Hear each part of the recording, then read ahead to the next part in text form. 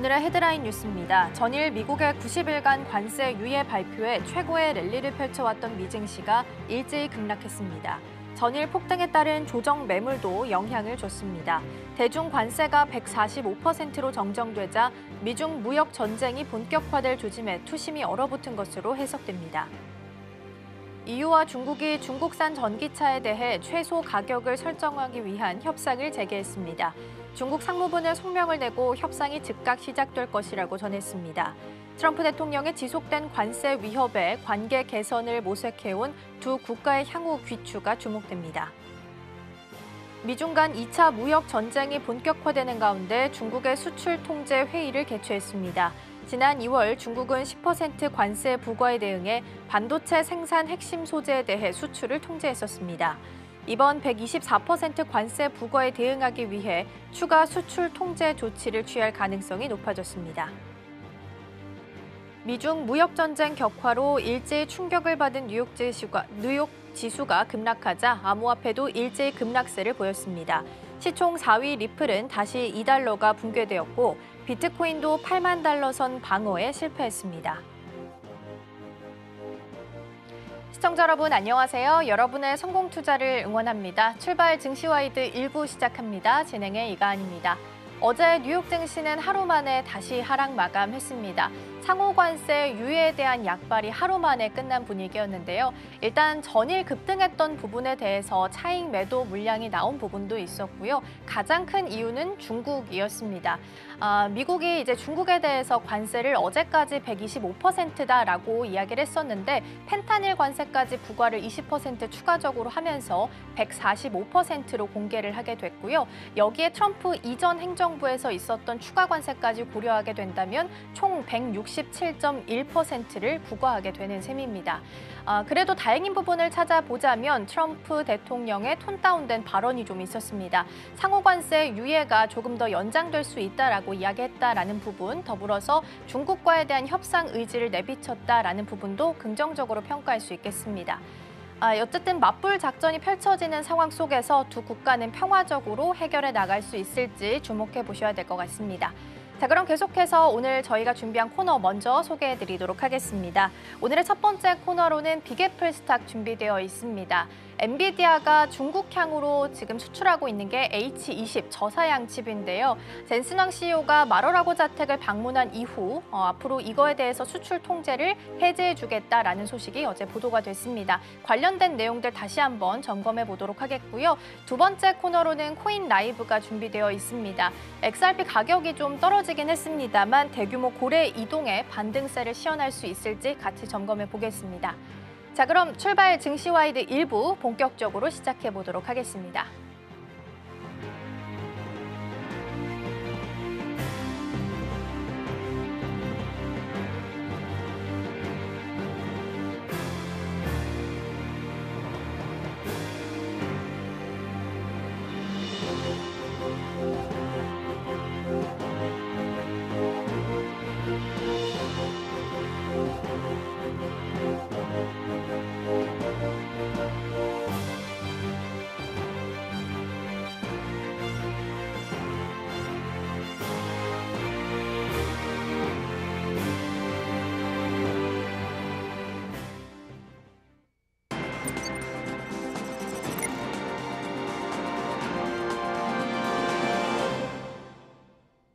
네, 오늘의 첫 번째 코너로는 빅애플 스탁 준비되어 있습니다. 오늘 도움 말씀에는 서울경제TV 윤경철 본부장 자리해 주셨습니다. 본부장님 어서 오세요. 네, 안녕하십니까. 네, 관세에 대해서 우려가 여전히 시장 안에서 짙게 깔린 상황 속에서 어떤 전략들 세워가면 좋을지 키워드 통해서 알아보겠습니다. 먼저 오늘의 첫 번째 키워드 화면을 통해서 만나보시죠. 네, 오늘의 첫 번째 키워드는 No Log Ruling Act 보겠습니다. 일단 이 단어의 의미부터 좀 찾아봐야 될 것 같은데 제가 검색해보니까 쉽게 이야기하면 불량 판결 금지법이라고 나와 있더라고요. 이거 어떤 내용이에요? 일단은 그러니까 선출되지 않은 권력이 독단적으로 전국 단위의 어떤 행위에 대해서 금지안을 금지한다라고 얘기하고 우리나라로 이제 판결하면 독단적인 판결 행위 금지법이라고 할까요? 이제 이런 얘기를 할 수 있을 것 같은데 약간 이런 겁니다. 미국 하원에서 이제 대통령이 이제 행정명령 한 것들을 계속 어떤 연방 판사가 전국적인 효력을 가지는 어떤 금지 명령을 내리는 것을 금지하는 법안에 대해서 이제 했습니다. 그래서 이 법안을 통과시켰던 거고요. 미국 하원에서 표결을 했습니다. 그래서 219대 213으로 법안을 통과시키고 일단 지금 공화당이 유리한 입장이기 때문에 요록을 했고요. 최근 들어서 여러 주에서 어떤 공동으로 제기한 소송에 의해서 이제 여러 가지 이야기를 했습니다. 다만 여러 주가 공동으로 제기한 소송 경우에는 예외로 했습니다. 이때는 3인의 판사가 합의제로 판결을 하라고 했습니다. 왜냐하면 이렇게 보시면 아시겠지만 연방 판사의 경우에는 대통령이 전임 대통령이죠. 그러니까 바이든 대통령이 이제 지명을 하고 그거를 상원에서 인준하는 거기 때문에 사실은 선출되는 권력이 아닙니다. 그런 인물이 이제 이런 것들을 대통령이 행정력을 상당히 많이 했는데 이런 것들을 계속 이제 이걸 못하게 하다 보니까 이런 부분에 대해서 이제 문제가 좀 발생하니까 트럼프가 사실은 하원에 SOS를 쳤습니다. 이런 것들에 대해서 좀 어떻게 좀 해달라고 하다 보니까 이런 법안을 발의하게 되고요. 공화당 입장에서는 이렇습니다. 트럼프 대통령이 각종 행정명령을 했는데 이런 게 사단 명령에 쏟아지자 지방 법원이 과도하게 권한 행사를 하는 게 아닌가라고 이야기를 했고요. 헌법적으로 과도하다라고 주장을 했고 대표 발의자로 이제 공화당 캘리포니아 공화당 의원이죠. 다렐 아이사 의원이 이제 제안을 했습니다. 그래서 연방 대법원은 과반이 있어야 법을 만들 수 있는데 한 지방 법원이 판사가 스스로 법을 만드는 듯한 이런 느낌을 준다라고 이제 이 법안을 했고 다만 이제 민주당에서는 판사들은 단지 헌법과 법률에 따라서 행정 조치를 심사할 뿐인데 이 부분에 대해서 트럼프 대통령이 법적 한계를 넘어서 이제 무리하게 밀어붙였기 때문이다라고 얘기를 했고 이 부분은 이제 상권 분립의 위배가 된다라고 이야기하고 있습니다. 사실 그 부분에 대해서 얘기를 하고 있기 때문에 이렇게 얘기하고 있는데 사실 최근 들어서 약간 행정명령이 좌절이 많이 되긴 했습니다. 왜냐하면 출생 시민권이 사실은 이게 이제 철회가 됐고요. 이민자 추방권에 관해서도 사실 철회가 됐습니다. 그리고 이제 공무원 대량 해고도 사실은 시도를 했지만 안 됐기 때문에 이 부분에 대해서 약간 이제 트럼프 대통령이 약간 화가 나 있습니다. 그래서 이 부분이 된 거고요. 요게 이제 약간 여러 가지 의미가 좀 있습니다. 여러 가지 트럼프 2기가 행정부가 이제 입법부와 약간 이제 공조를 하고 있으면서 정치적으로 충성을 하는 입법부가 아닌가라는 생각이 좀 들어요. 다만 이제 상원에서 통과될 가능성은 좀 낮습니다. 이런 부분이 좀 있고요. 그다음에 트럼프 행정부가 막은 전국 금지 명령에 대한 불만이 폭발하고 있는 게 아닌가라는 생각이 좀 듭니다. 그리고 이제 지방법원에 대한 보수 지정의 오랜 불신이 좀 약간 지금 자꾸 나오고 있는 게 아닌가라는 생각이 들고 대중에 대한 정치적 메시지가 선출되지 않은 판사죠. 이런 것들과 이제 국민의 대통령의 어떤 구도가 VS라는 어떤 구도가 형성되는 게 아닌가라는 생각이 들고 향후에 어떤 대선 전략에 연결된 제도화된 방어벽을 만들기 위한 게 아닌가라는 생각이 듭니다. 이런 어떤 여러 가지 전선들이 형성되고 있는 게 아닌가라는 생각이 듭니다. 네. 네, 불량 판결 금지법이라고 해서요. 트럼프 대통령이 행정명령을 여러 가지 설명을 하고 있는데 이런 행정명령을 전국적으로 맡고 있는 연방 판사들의 권한을 좀 줄이자라는 법안으로 좀 보시면 될 것 같습니다. 일단 상원에서는 민주당의 필리버스터로 무산될 확률이 좀 높다라고 이야기가 나오고 있는데 향후 트럼프의 독주를 사법부가 진짜로 막을 수 있다라고 보시는지요? 일단 뭐 사법부의 독립적인 건 여전히 유지가 좀 되고 있습니다. 미국 연방 판사들이 어쨌든 종신임기입니다. 이런 것들이 이제 여러 가지 특히 지방법원이라든가 항소법원이나 대법원은 종신임기이기 때문에 뭐 이런 것들은 쉽지 않을 것 같은 생각이고요. 그리고 이제 급여에 대해서도 의회가 어떻게 삭감할 수가 없습니다. 이게 여러 가지로 이제 약간 독립적입니다. 이게 이런 게 좀 있고요. 법적으로도 사실은 대통령이나 의회로부터 독립적으로 할 수 있는 구조기 때문에 사실 쉽지가 않기 때문에 제어가 가능합니다. 여러 가지로. 그래서 이제 지금 트럼프가 여러 가지 이제 방법을 생각하고 있는 것이고 사법부가 형식적으로는 독립성을 유지하면서 이제 행정부를 제동을 걸 수 있는 기반이 됩니다. 다만 지금 압박을 받고 있는 건 사실입니다. 왜냐하면 여론이 썩 그렇게 좋은 건 아닙니다. 다만 이제 트럼프 2기가 전방위적으로 압박을 하는 건 사실이에요. 왜냐하면 공개 비난이나 여러 가지 신상 공격을 좀 하고 있습니다. 왜냐하면 특정 판사 실명을 좀 약간 언급하면서 반역자라든가 해고를 하라든가 약간 이런 식의 뭔가 임기 보장을 하지 말라든가 약간 이런 식의 이야기를 하고 있고요. 그다음에 행정명령을 뭐 무한대로 지금 얘기를 하고 있습니다. 무한대로 얘기를 하고 있고 판사 관련 어떤 기관이라든가 판사가 단순히 여기만 있는 게 아니고 사실은 원래 로펌에 있었던라든가 이런 로펌에 대해서 지금 제재를 계속하고 있어요. 실제로 그렇게 하고 있습니다. 그리고 이제 로펌의 어떤 기관이라든가 어떤 권한이라든가 이런 걸 박탈을 하든가 대학교라든가 이런 데 어떤 기금을 계속 안 주고 있습니다. 그러던가 보안 등급이 미국은 우리나라와는 달리 보안 등급이 상당히 중요하거든요. 이 보안 등급을 어쨌든 박탈합니다. 아니, 등급을 낮추던가. 그리고 연좌제식으로 이제 조치를 하고 있고요. 탄핵을 또 주장하고 있습니다. 사실 법적 근거는 없어요. 근데 그냥 원래 트럼프식이 약간 그런데 일단 던지고 봅니다. 그러면서 탄핵을 언급하면서 약간 이런 것들을 이야기하고 있고요.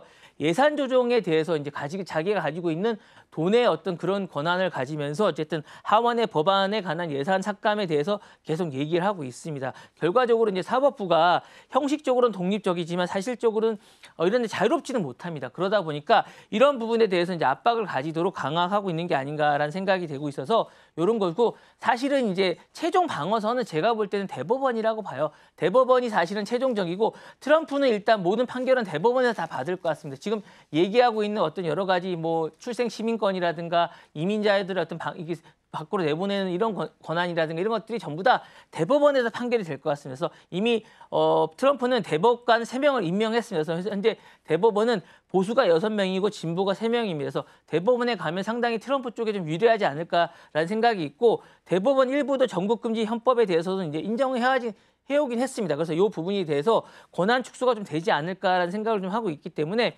대법원이 마지막 보류가 될 수 있지만 반드시 이제 트럼프를 제어한다고는 장담할 수가 없습니다. 이런 부분이 있고 다만 법원 밖에서는 견제가 더 악화되고 있는 그런 추세입니다. 그래서 이 부분이 좀 있는 부분이 좀 있고 사실은 그래서 여러 가지 측면을 좀 고려해 볼 때 견제는 가능하지만 점점 더 어렵고 법원이 고립되고 있는 게 아닌가라는 생각이 듭니다. 그래서 이런 부분을 고려해 볼 때 향후에 좀 더 이 정치적인 구도나 전반적인 구도는 법원이 삼권 분리해서 힘은 좀 트럼프 쪽에 실어주는 이런 구도가 아닌가라는 생각이 듭니다. 네.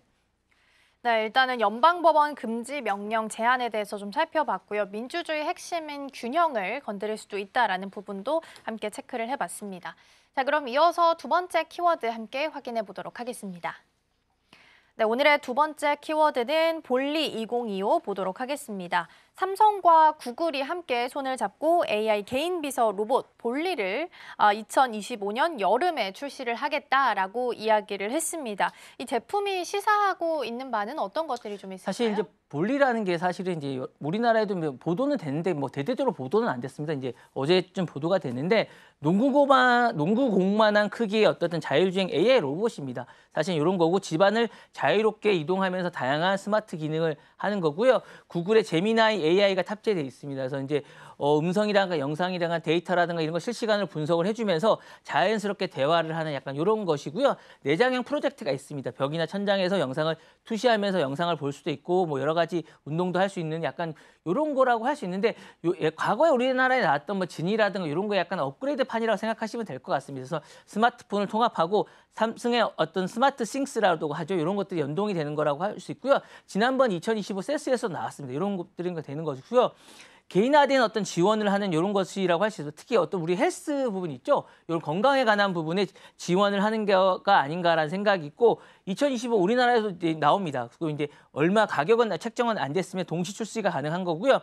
요게 시사하는 게 여러 가지가 있습니다. AI 어떤 일상화되어 있는 거고 스마트가 진화된 게 아닌가라는 생각이 좀 있습니다. 그리고 여러 가지 분야가 있는데 사실 우리나라가 이제 요 부분에서 약간 애로가 있는 게 뭐냐면 우리나라는 사실 OS가 없습니다. OS가 없는 상황에서 이제 이런 것들이 있고 사실은 그동안 여러 가지 기대가 있는데 많은 제품들이 많이 나왔지만 실패를 많이 했습니다. 그런 상황에서 기술 완성도가 좀 부족한 점에서 이런 게 나왔었는데 과연 이게 이제 이번에 뭐 OS가 없는 상황에서 이제 많은 OS를 이제 구글과 함께 하는다는 측면에서 이게 과연 과거의 실패 사례를 딛고 성공할 수 있을지에 대한 약간 의문은 좀 있지만 그래도 이번에 좀 업그레이드해서 나오는 만큼 기대해봐도 좋을지 않을까라는 생각이 좀 듭니다. 네.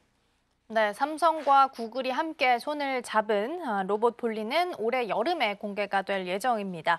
일단 이번에 선보이게 될 볼리가 어느 정도 기술 수준이 도달한 상태인지 일단 궁금하고요. 두 번째로 앞으로 국내 AI 생태계에는 어떤 영향을 좀 미치게 될까요? 사실 지금 제가 이제 과거에 한번 말씀을 드렸는데 음성형이나 하드형 AI가 사실 지금 현실에서는 살아남기 힘듭니다. 근데 이제 볼리가 그 모든 불리함을 다 담고 있는 그런 겁니다. 사실 그런 상황에서 나왔기 때문에 이게 과연 저는 살아남을 수 있을지도 모르겠습니다. 지금 그림에 나온 거는 되게 이상적인 그런 모델이거든요. 지금 이런 것들이 구현이 되고 이런 것들이 나온다면 좋겠지만 이게 가격이 얼마일지도 잘 모르겠고 실시간으로 이제 우리에게 보급형이 어떻게 될지도 잘 모르겠습니다. 그러니까 이런 것들이 이제 사용 빈도가 저조하고 한두 번 쓰고 신기하다고 하겠지만 활용이 안 될 수도 있고 결국 방치될 가능성도 있고 저희가 이제 만약에 이런 걸 수 있어요. 저희가 이제 헬스 기구를 많이 쓰지만 우리가 러닝머신을 많이 쓰지만 실질적으로 나중에는 옷걸이가 될 가능성이 상당히 많지 않습니까? 이렇게 될 가능성도 상당히 있다는 생각이 들고요.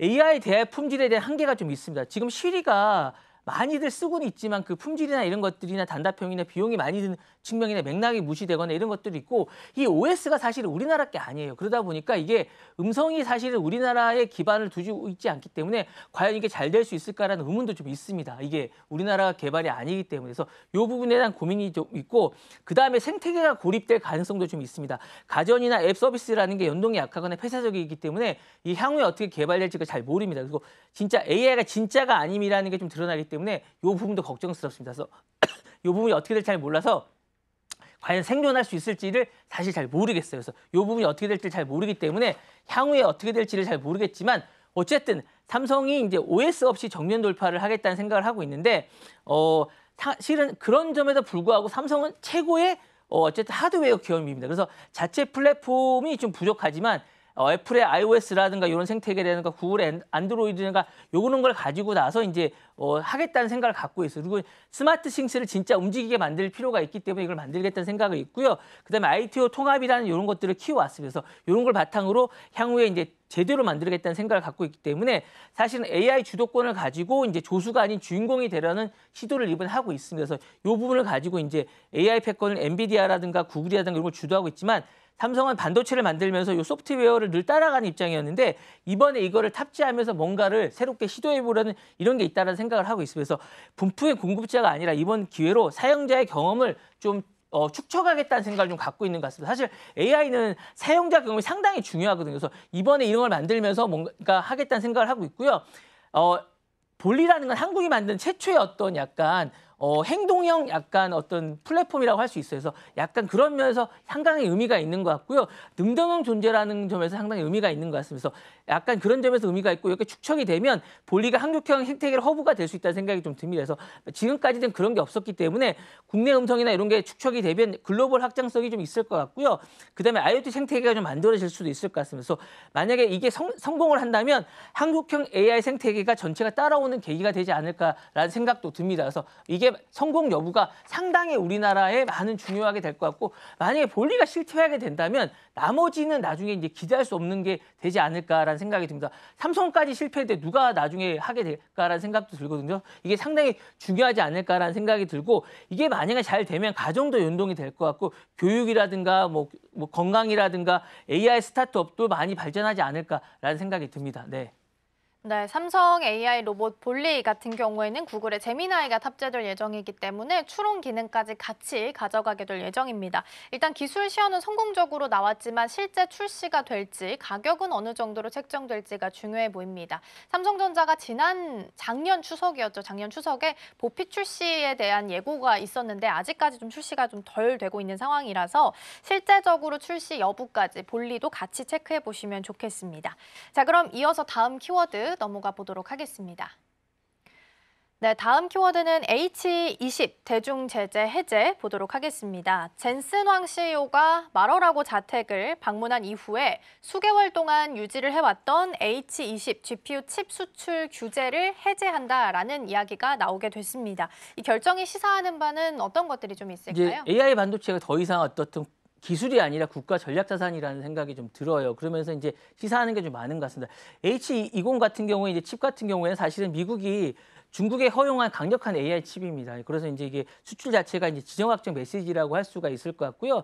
이번 해제는 이제 AI 칩이 정치적 협상 수단이라는 신호가 좀 되는 것 같아요. 뭔가 약간 풀어주는 느낌? 약간 이런 생각 좀 있는 것 같습니다. 그래서 AI 반도체를 군사 무기처럼 통제 가능한 전략 자산으로 간주한 게 아닌가라는 생각이 드는 것 같고요. AI 칩 하나가 이제 단순히 어쨌든 뭐 이렇게 수출품이 아니라 안보라든가 산업이라든가 자본 시장에 얽힌 시대가 됐다라는 걸 공식화하는 게 아닌가라는 생각도 듭니다. 그리고 트럼프식 거래형 외교가 이제 된 게 아닌가라는 생각도 듭니다. AI 칩 확장 가능성을 드러낸 거라는 생각도 들고요. 젠순왕이 이제 마라라고를 이제 만찬에 참석을 했고 규제 철회가 됐습니다. 이거는 트럼프식 정치가 어쨌든 기술 정책에 어쨌든 교차점이 된 게 맞습니다. 그러니까 뭐냐면 이번에 그냥 된 게 아닙니다. 젠순왕이 투자를 약속을 했습니다. 거대한 투자를 약속했고 AI 칩과 어쨌든 데이터 센터 클라우드 인프라를 엄청나게 투자를 하겠다고 약속을 하면서 이런 게 나오게 된 거고요.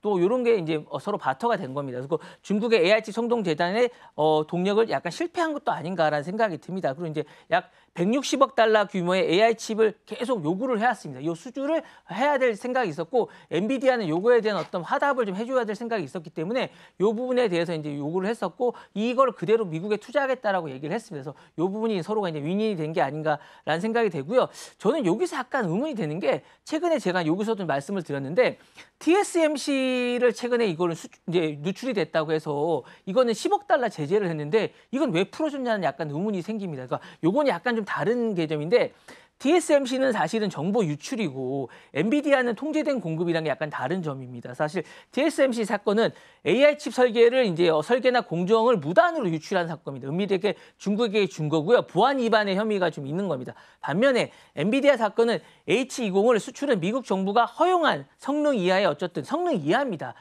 그 위에 거는 사실은 뭐 블랙엘이라는 거 상당히 높은 수준이기 때문에 이건 직접 규격화 된 칩을 공식적으로 공급하는 거기 때문에 약간 다른 개념이라고 보시면 될 것 같습니다. 그러니까 여러분들이 착각하시면 안 된다는 점을 말씀드리고 싶고요. 그러니까 TSMC 같은 경우는 통제된 법위에 있는 위험이고 엔비디아 같은 경우는 통제 아래에 있는 어떤 아래에 있는 공급 루트라는 점이 다른 것 같고요. 이제 그런 점에서 이제 이런 것 같습니다. 미국이 AI 칩을 이제 룰 메이커라는 메시지를 이제 강화하라는 의도가 아닌가라는 생각이 들고요. 엔비디아는 이제 미국의 AI 패권 칩의 어쨌든 핵심 축이라고 생각하고 제재 대신에 이제 관리를 해야겠다라고 생각하는 것 같습니다. 그러니까 이게 이제 제재 수준을 벗어났다고 생각하는 것 같아요. 제재만 해서는 이런 AI 칩이 이제는 안 된다라고 트럼프가 생각하는 것 같아요. 제재만 한다고 해서 이게 누출이 안 되는 게 아니니까 차라리 어느 정도는 풀어주고 차라리 이거를 어쨌든 수출하면서 이용을 하자고 이제 트럼프가 생각을 한 것 같아서 AI 시장을 너무 빠르게 로컬에 내주는 것을 경계를 하겠지만 어느 정도 우리가 관리하에 투자라고 생각하는 게 아닌가라는 생각을 하고 정치적 유연성과 국가 안보를 좀 줄타기를 하는 약간 트럼프 스타일이 좀 보이는 게 아닌가라는 생각이 듭니다. 네. 네, H20 수출 통제와 관련해서는 전면 봉쇄를 하는 게 아니라 통제가 가능한 범위 내에서 관리형 허용을 해줬다라고 보시면 될 것 같습니다. 일단은 AI 기술을 보호하기 위해서 미국도 좀 최선을 다하는 모습인데 앞으로 트럼프 정부의 기술 봉쇄 전략은 어떤 방식으로 전개가 좀 될까요? 약간 트럼프식은 약간 이런 것 같아요. 계층적 기술 봉쇄가 이루어지지 않을까라는 생각이 듭니까? 그러니까 지금 말씀드린 것처럼 성능적에 따라서 차등과 이제 우방국이냐 아니냐 적대국에 따라서 약간 차등이 있을 것 같아요. 그러니까 티어 1은 이런 것 같아요. 절대 금지. 군사용이라든가 고성능이라든가 트레이닝 칩이죠. 약간 암호 양자용 이런 것들. 그러니까 미국이 약간 이건 미래의 어떤 군사용을 생각하는 거라든가 이제 AI라든가 반도체라든가 양자용 이런 것들은 안 됩니다. 그러니까 블랙이라든가 H100이라든가 A100 이런 것들은 H200 이런 것들은 안 됩니다. 이런 건 안 되기 때문에 이런 건 절대 수출이 안 되고요. 티어 2라고 제약적으로 허용해 주는 게 있습니다. 그러니까 약간 낮은 플로어죠. 약간 낮은 대역폭에 있는 지금 허용해줬던 H20이라든가 L20이라든가 그러니까 중국 같은 나라에 수요가 있고 이제 뭐 딥시크가 요구하는 이런 요 정도의 수요 칩들은 수요가 많기 때문에 이런 건 차라리 수출을 해서 허용을 해주자. 이 정도도 허용을 안 하면 차라리 위에 급을 불법으로 이제 수출을 한다는 거죠. 그러니까 차라리 이렇게 하고 밑에 거를 풀어주면서 위에 거를 막는 게 오히려 낫다고 생각하는 것 같아요. 그래서 이렇게 하는 거고 그다음에 티어 3급인데 아예 허용하고 이건 차라리 신고를 해라 이렇게 얘기하는 것 같습니다. 일반용 엣지 AI라고 이제 아니 그냥 핸드폰을 만드는 용입니다. 그래서 소비자용 AI 칩인데 스마트용이라든가 LOT용인 AI 칩인데 이런 것들은 하는 약간 이런 식의 이제 칩은 이렇게 나누는 것 같아서 핵심 전략은 강력한 기술을 막고 낮은 성능은 지배하라는 이런 구조로 이제 가는 것 같고요. 그래서 이제 시장 의존도는 유지하되 전략적 봉쇄 방식을 택하는 게 아닌가라는 생각이 좀 있고 두 번째로는 이제 국가별로 이제 차등을 좀 할 것 같아요. 그래서 지정학적 기반으로 통제를 하는 국가별 산업형 맞춤형 봉쇄가 있지 않을까라는 생각이 있습니다. 그래서 중국은 이제 반도체의 AI 클라우드 통제를 완벽하게 하는 약간 이런 통제를 할 것 같고 그다음에 러시아, 이란도 에너지와 보안에 관련해서 AI에선 전면 차단하지 않을까라는 생각이 듭니다. 다만 이제 동남아, 아프리카는 제한적으로 이제 민주주의가 퇴보한 이런 지역은 제한적으로 이제 풀어줄 것 같고 우리나라라든가 EU 이런 나라들은 이제 공동 기반에서 이제 유연하게 적용하지 않을까라는 생각이 들면서 국가별로는 이제 맞춤형 외교로 변모하게 될 것 같고 기술이 이제 수출 상품이자 외교 통제 수단이 되지 않을까라는 생각이 듭니다. 그래서 이렇게 아마 제한적으로 가는 게 되지 않을까라는 생각이 들고요. 내부 유인형 통제도 있을 것 같아서 미국 투자나 일자리 연계하면 좀 많이 풀어주는 방식도 기업에게는 이렇게 이루어지지 않을까라는 생각이 들면서 조건부로 수출을 허용해주면서 미국 내 데이터 센터를 건설해주면 어느 정도 분야는 허용해주고 그다음에 규제를 완화해주고 현지 생산 시설을 완충해주고 그다음에 AI 라이선스를 풀어준다는 약간 이런 식의 방식이 이루어지지 않을까라는 생각이 듭니다. 네. 네, 더불어서 H20 수출 통제에 대한 키워드 살펴보고 있고요. 밤사이에 또 모건 스탠리 쪽에서 나온 내용을 보면 일단은 H20 통제, 수출 통제 해제되는 게 사실상 가능성이 좀 낮을 수도 있다라는 이야기가 나오기도 했습니다. 하지만 그럼에도 불구하고 엔비디아는 여전히 최선호 종목으로 꼽기도 했다라는 부분도 함께 참고해 보시면 좋겠습니다. 자, 그럼 이어서 네 번째 키워드 함께 살펴보시죠. 네, 다음 키워드는 노페이크 보겠습니다. 유튜브 이야기인데요. 최근에 노페이크 정책을 내세우게 되면서 유명인 AI 합성 콘텐츠에 대한 탐지 기술을 확대하겠다라고 이야기했다라고 합니다. 이 결정은 어떤 의미를 좀 지니고 있는 걸까요? 일단 유튜브가 이거를 이제 가짜 얼굴을 만들어서 이제 유튜브에 올리는 것들에 대해서 강력하게 대응. 최근 들어서 이 노페이크라든가 AI 기술에 대해서 되게 예민하게 반응하고 있습니다. 그러니까 이제 향후에는 이런 걸 만드는 계정들을 거의 다 없애겠다는 의지를 가지고 있는 것 같아서 AI 기술에 대해서 가짜라는 거에 대해서 엄청난 반응을 보이고 있어요. 그러니까 AI 기술에 대해서 엄청난 반응을 보이고 있고 이런 거에 대해서 이제 책임을 지지 않겠다. 규명을 분명하게 하겠다는 의지를 분명하게 보여주는 게 아닌가라는 생각이 드는 것 같고요. 이 작업을 지금 당장 하는 게 아니라 지난해부터 천천히 작업을 해온 것 같아요. 그래서 전미 어떤 영화협빈협회라든가 성우협회라든가 많은 협회들과 함께 하고 있고 지금 셀럽들에게 테스트를 하겠다는 걸 하고 있습니다. 그래서 지금 얘기를 하고 있는 것 같고요. 의미는 여러 가지입니다. 이런 것 같아요. AI 콘텐츠에 일단 투명성을 강화하겠다라는 것 같아요. 유튜브가 창작자 동영상을 업로드할 때 AI가 생성되거나 편집된 콘텐츠를 자발적으로 이제 얘기하고 있지만 실질적으로는 거의 의무적으로 요구하고 있습니다. 이런 거고요. 그다음에 플랫폼의 신뢰도 및 브랜드를 보호하겠다는 생각이 있는 것 같아요. 지금 이게 너무 범람하다 보니까 사실은 다른 SNS가 이런 것 때문에 엄청나게 망가지는 걸 봤습니다. 그러니까 우리는 이렇게 망가질 수 없다라는 생각을 하는 것 같아서 AI와의 사실상 전쟁을 선포한 게나 다름없다라고 생각하고 있습니다. 그리고 규제에 대한 어떤 선제적 대응이 아닌가. 그래서 선제적으로 대응을 하는 겁니다. 그래서 전 세계 AI에 대한 규제가 사실 못 따라오고 있기 때문에 자신들만의 규칙을 먼저 만들어야겠다. 사실 지금 지적하고 있는 건 상당수의 것들이 뭐냐면 AI 기술은 발달하는데 이런 데 대한 규제가 없다라는 게 지금 지적이에요. 근데 이제 유튜브는 이런 지적에 발빠르게 대응하는 게 아닌가라는 생각이 들고 있고요. 창작자와 시청자 간의 신뢰를 그래야 구축이 된다라고 본인들은 생각을 하는 것 같아서 AI를 활용한 어떤 콘텐츠가 증가함에 따라 시청자가 콘텐츠 진위 여부에 대해서 의문을 가지는데 이런 걸 미리 이런 방식을 도용해서 없애주겠다라는 생각을 하는 것 같고요. 그리고 이게 가장 중요한 것 같은데 AI 기술의 윤리적 사용에 대한 것들이 어떤 가이드를 미리 마련하겠다는 생각을 하는 것 같습니다. 그래서 이런 부분에 대해서 이제 마련을 해주면 요 부분에 대해서 이제 제가 볼 때는 가장 좋은 게 이런 것 같아요. 우리가 보는 게 진짜인지 아닌지를 판단할 수 있게끔 하는 어떤 가이드를 제일 먼저 주는 것 같아요. 사실 저도 이게 보면서 진짜인지 아닌지를 모를 때가 정말 많아요. 만약 어떤 드라마의 예고편을 보는데 이게 진짜인 줄 알고 봤어요. 근데 이게 진짜가 아닌 거예요. 가짜 뉴스를 정말 진짜, 그러니까 요즘에 제일 중요한 게 이게 진짜 뉴스인지 가짜 뉴스인지 모르잖아요. 근데 가짜 뉴스를 진짜처럼 하는 게 정말 그런 시대가 오다 보니까 진위 여부를 판단하는데 너무나 많은 시간을 소비해야 되는 시대가 되다 보니까 이런 걸 유튜브가 미리 자신들이 어떤 필터링을 해주겠다는 그런 시대가 온 것 같고요. 유명인의 빅페이크와 허위 정보를 주는 게 민주주의와 금융 질서와 이런데 너무나 많은 소비를 하는 이런 시대가 되다 보니까 이런 것들에 대해서 이제 더 이상 자기네들이 소모돼서는 안 되겠다는 생각을 하고 있는 것 같고 실제 가짜 바이든 음성이라든가 실제로 나왔습니다. 그리고 이제 일론 머스크의 투사 영상이라든가 연예인의 성희롱 딥페이크 이런 게 너무 많습니다. 그리고 선거 조작이라든가 금융사기라든가 인격 침해 이런 것들이 너무 문제가 되고 있는데 사실 이런 거에 온상이 사실 유튜브가 많이 되고 있었어요. 그래서 이런 조치들에 이제 자신들이 온상이 되는 것에 윤리적으로 책임을 회피하지 않겠다라고 디지털 헌법을 선언한 거나 마찬가지이기 때문에 저는 상당히 좋다고 봅니다. 그래서 AI 콘텐츠 폭등하는 시대에 신뢰 기반의 플랫폼으로 먼저 나서는 게 저는 맞다고 보고 사실 잘하는 조치가 아닌가라는 생각이 듭니다. 네.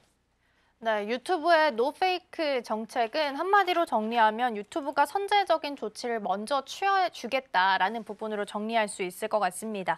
그러나 이제 AI 시대를 좀 맞이하게 되면서 표현의 자유 그리고 그 사실의 책임이라는 사이에서 어쨌든 줄다리기를 하고 있는 듯한 움직임인데요. 앞으로 유튜브는 어떤 방향으로 좀 나아가게 될까요? 일단 유튜브는 이런 것 같아요. 너의 것으로 승부를 하라. 이런 것 같아요. 그러니까 표현의 자유를 하더라도 남의 것으로 하지 말고 정말 너가 가진 것으로 창작자라면 너가 가진 것으로 승부를 하라고 얘기를 하는 것 같아요. 그래서 이게 이런 게 갖고 해서 AI 콘텐츠의 진위 구분의 시스템을 표준화하겠다라는 게 첫 번째 단계고요. AI로 제작된 콘텐츠는 반드시 명시된 라벨이 필요하다고 얘기하는데 향후에는 이것도 이제 아마 못하게 할 가능성이 높습니다. 영상 출처가 콘텐츠의 품질에 저해가 되는 건데 요거를 안 했을 경우엔 강력한 제재를 하겠다는 생각이 있는 것 같고요.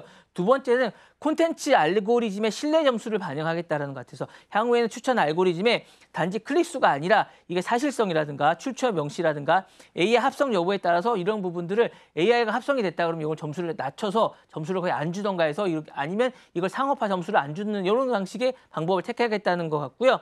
그다음에 창작자의 등급제라든가 투명성 레이어를 확대하겠다는 거예요. 향후에 책임성 있는 창작자라든가 자신의 것으로 승부하는 이런 창작자들에게 높은 점수를 준다거나 이런 사람들에게만 어떤 광고주에게 어떤 광고를 주는 방식을 택하겠다는 그런 것 같고요. 그다음에 이제 4단계로는 법적 정책적인 어떤 규제나 이런 것들을 플랫폼화하겠다는 생각을 갖고 있는 것 같아요. 그런 것 같고요. 마지막으로는 AI 콘텐츠 질서의 어떤 정립을 재정립하겠다는 생각을 갖고 있습니다. 그래서 유튜브는 단순한 콘텐츠 플랫폼이 아닌 AI 시대의 어떤 신뢰의 운영 체제를 목표로 하는 그런 플랫폼이 되겠다는 생각을 갖고 있는 것 같습니다. 그래서 이런 게 제대로 되면 디지털의 공공성이라든가 실질적인 플랫폼의 민주주의가 되지 않을까라는 생각이 듭니다. 네. 네, 유튜브의 노페이크 선언까지 잘 살펴봤고요. 이어서 다음 키워드 확인해 보겠습니다. 네, 다음 키워드로는 메타의 민낯 보겠습니다. 최근 미국 상원 청문회에서 내부 고발자가 출석을 하면서 메타가 청소년의 온라인 활동을 트래킹을 계속하면서 감정 상태를 모으고 그 모았던 데이터를 기반으로 해서 광고 타겟팅에 활용을 했다라는 고발이 좀 나오기도 했습니다. 그러면서 논란이 좀 커지고 있는데 이 발언이 시사하고 있는 바와 또 그 파장은 어떤 것들이 좀 있을까요? 이게 사실은 약간 충격적인 사실인지 원래 이것 때문에 나온 게 아니고 이게 사라민 윌리엄스라고 이제 내부 고발자가 이제 책도 쓰고 그냥 책은 물론 나오지 않았습니다. 그러니까 이게 이제 메타가 청소년의 온라인을 통해서 감정 상태를 추적하고 이를 바탕으로 이제 광고를 타겟팅했다는 게 시사하는 게 많은데 사실 이게 청소년들의 프라이빗한 정신 상태에 대한 우려가 좀 있습니다. 청소년들이 사실은 연약한 존재잖아요. 근데 취약한 시기에 이런 데이터를 활용해서 광고를 그들에게 이제 침해하고 정신 건강을 초래하고 있다라고 합니다. 물론 이 사실에 대해서 메타는 부인하고 있습니다. 네, 요를 주장했기 때문에 실제로 이제 이걸 했다는 가정을 이야기를 한다면 윈 윌리엄스는 이렇게 얘기하고 있습니다. 10대 소녀가 셀카를 삭제하면 이를 외모에 대한 불안감이라고 신호를 해석하고 뷰티 광고를 노출했다고 합니다. 그러면 이제 많이 올라간다는 거죠. 그렇게 얘기를 생각하고 있는 거고 기업 윤리적 책임성이나 투명성에 대한 문제도 좀 있다고 생각합니다. 만약에 메타가 이러한 전략을 사용했다면 기업이 윤리적 책임이나 투명성이 부족한 게 아닌가라고 생각을 하고 있고 특히 내부 고발자 증언에 따르면 메타 경영진은 플랫폼의 부정적인 영향에 대한 알고리즘을 알고 있음에도 불구하고 이를 방치하거나 이제 적극 활용했다라고 얘기를 하고 있고요. 그다음에 규제 및 법적에 대한 촉구도 했습니다. 사실은 이런 정부 및 규제 기관이 어쨌든 개입이 부각을 시켰고요. 사실은 여러 가지 형태에 대해서 강하게 비판을 하기도 했습니다. 그리고 이제 사용자의 신뢰나 어떤 하락이나 브랜드 가치의 훼손이 좀 있지 않을까라는 생각도 했습니다. 그리고 글로벌 차원에서 어쨌든 규제나 정책이 좀 있어야 되지 않을까라는 생각이 있고요. 이게 사실 뭐 미국만의 문제가 아니라 전 세계의 어떤 문제가 아닐까라는 생각이 좀 들고요. 결론적으로 좀 말씀을 드리면 메타가 청소년의 어떤 감정 상태 및 추적이 어쨌든 전략적 증언에 따르면 이게 윤리적 책임이라든가 사용자의 어떤 프라이버시 보호가 있어야 되는데 이런 걸 마케팅에 이용한 건 약간 좀 문제가 좀 있는 것 같습니다. 그래서 이런 부분에 대해서 향후에 좀 조치가 있어야 되지 않을까라는 생각이 듭니다. 네. 네, 메타의 사건에 대해서 좀 살펴보고 있는데요. 이번 사건을 한마디로 정리하면 AI가 감정을 추적하고 이를 기반으로 해서 상업화시킨 사건으로 정리를 좀 할 수 있을 것 같습니다. 그래서 기술의 진보만큼이나 인간성에 대한 윤리를 고민해야 될 시점이다라는 이야기도 나오고 있는데요. 앞으로 우리 사회에서 이런 사건들의 재발을 좀 막기 위해서는 어떤 조치들이 좀 필요할까요? 그러니까 우리 국회도 이런 부분에 약간 좀 AI 관련된 법이 올해 좀 많이 나왔으면 좋겠다는 생각이 좀 들어서 감정 데이터 보호법 같은 새로운 법 제도가 좀 있었으면 좋겠어요. 그러니까 감정 기반 데이터라도 사실 개인의 어떤 정보로 인정을 해줘야 될 것 같습니다. 그러니까 그래서 이 부분을 수집 이용하는데 명확한 동의 절차를 우리가 요구해야 되지 않을까. 우리가 다른 정보를 할 때는 동의 절차를 요구하지 않습니까? 선택이라든가 이런 걸 해야 되는데 이 부분에 대한 것들, 특히 청소년 타겟으로 할 때는 광고 금지법도 해야 될 것 같은 생각이 듭니다. 그리고 AI 윤리에 관한 어떤 기구도 설립이 돼야 될 것 같아서 단순한 어떤 개인정보 보호뿐만 아니라 내면적 감정권에 대해서도 우리가 어떤 법률 체계가 있어야 될 것 같은 생각이 분명히 있어야 될 것 같아요. 특히 이런 감정 체계를 AI가 캐치한다는 사실을 우리가 알게 되지 않았습니까? 그럼 이런 부분에 대한 어떤 법적 체계가 있어야 될 것 같고요. AI 기업이 특히 AI 기업들이 이제 감정 많이 있는데 감정 데이터 처리성을 투명하게 해야 될 것 같아요. 그리고 이걸 의무사항으로 우리가 요구해야 될 것 같습니다. 이런 것들을 많이 데이터를 가지고 있는데 이런 것들이 사실 우리가 어떻게 보면 이게 우리 의료 의료하고도 약간 비슷해요. 그러다 보니까 이런 감정에 대한 것들에 대해서 우리가 가지고 있는데 이런 것들 의무고지를 하지 않고 있습니다. 그러니까 수집 방법이라든가 분석의 목적이라든가 광고 서비스 연계 방식이라든가 이런 것들에 대해서 공개를 해야 됩니다. 근데 이런 것들을 어떻게 사용하는지, 실제 사용하고 있는지, 그리고 어떻게 모으고 있는지 이런 걸 전혀 공개하고 있지 않습니다. 사실 그렇기 때문에 상당히 위험한데 기업이 무엇을 추적하고 왜 어떻게 활용하는지를 공개하는 어떤 디지털 감정 회귀가 좀 필요합니다. 그리고 이런 방식들이 법안으로 나와야 되는데 사실 이런 거에 대해서 이제 우리가 좀 많이 되고 있지 않은데 국회가 이런 데 빨리 해야 되지 않을까라는 생각이 들고요. 플랫폼에 대해서 책임성과 윤리 인증 제도 일어나야 되지 않을까라는 생각도 듭니다. 그래서 사실은 이제 AI 감정 추적에 대한 어떤 여부에 대한 공개 의무라든가 이런 것들이 있어야 되지 않을까라는 생각도 있고 뭐 요거는 늘 따라다니는 거지만 여기에 대한 어떤 교육이라든가 시민 감정 체제도 있어야 되지 않을까라는 생각이 듭니다. 네. 네, 정서적 데이터를 더 이상 상품으로 활용해서는 안 된다라는 한마디로 정리를 좀 해주신 것 같습니다. 5번째 키워드 마무리하고요. 6번째로 넘어가 보시죠. 네, 6번째 키워드는 오픈 AI 대 일론 머스크 보겠습니다. 오픈 AI와 일론 머스크 간의 공익을 둘러싼 대격돌이 시작이 됐습니다. 일각에서는 진짜 전쟁이 지금부터다라고 이야기하기도 하는데요. 왜 충돌하고 있는지 그리고 본질적인 쟁점은 어떤 내용들이 좀 있을까요? 이 두 분의 그 갈등은 2015년으로 거슬러 올라가야 됩니다.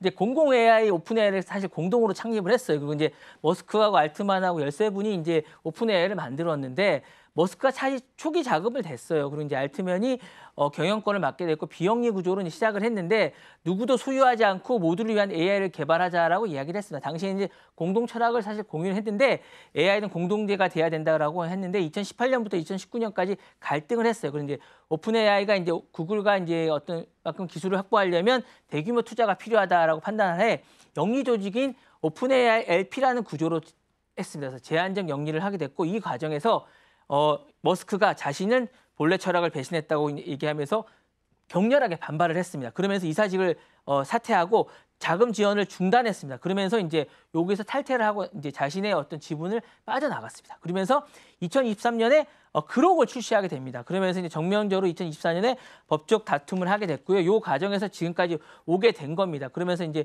법적하고 상호 고소도 하게 되고 여러 가지를 하게 됐고요. 머스크는 오픈 AI가 샘 알트만의 성격을 하면서 고의로 오도하고 있다라고 얘기를 하고 있고 비영리 단체에서 영리 단체로 전환하는 의도를 숨겼다고 얘기를 하고 있습니다. 그러면서 소송을 제기하게 됐고요.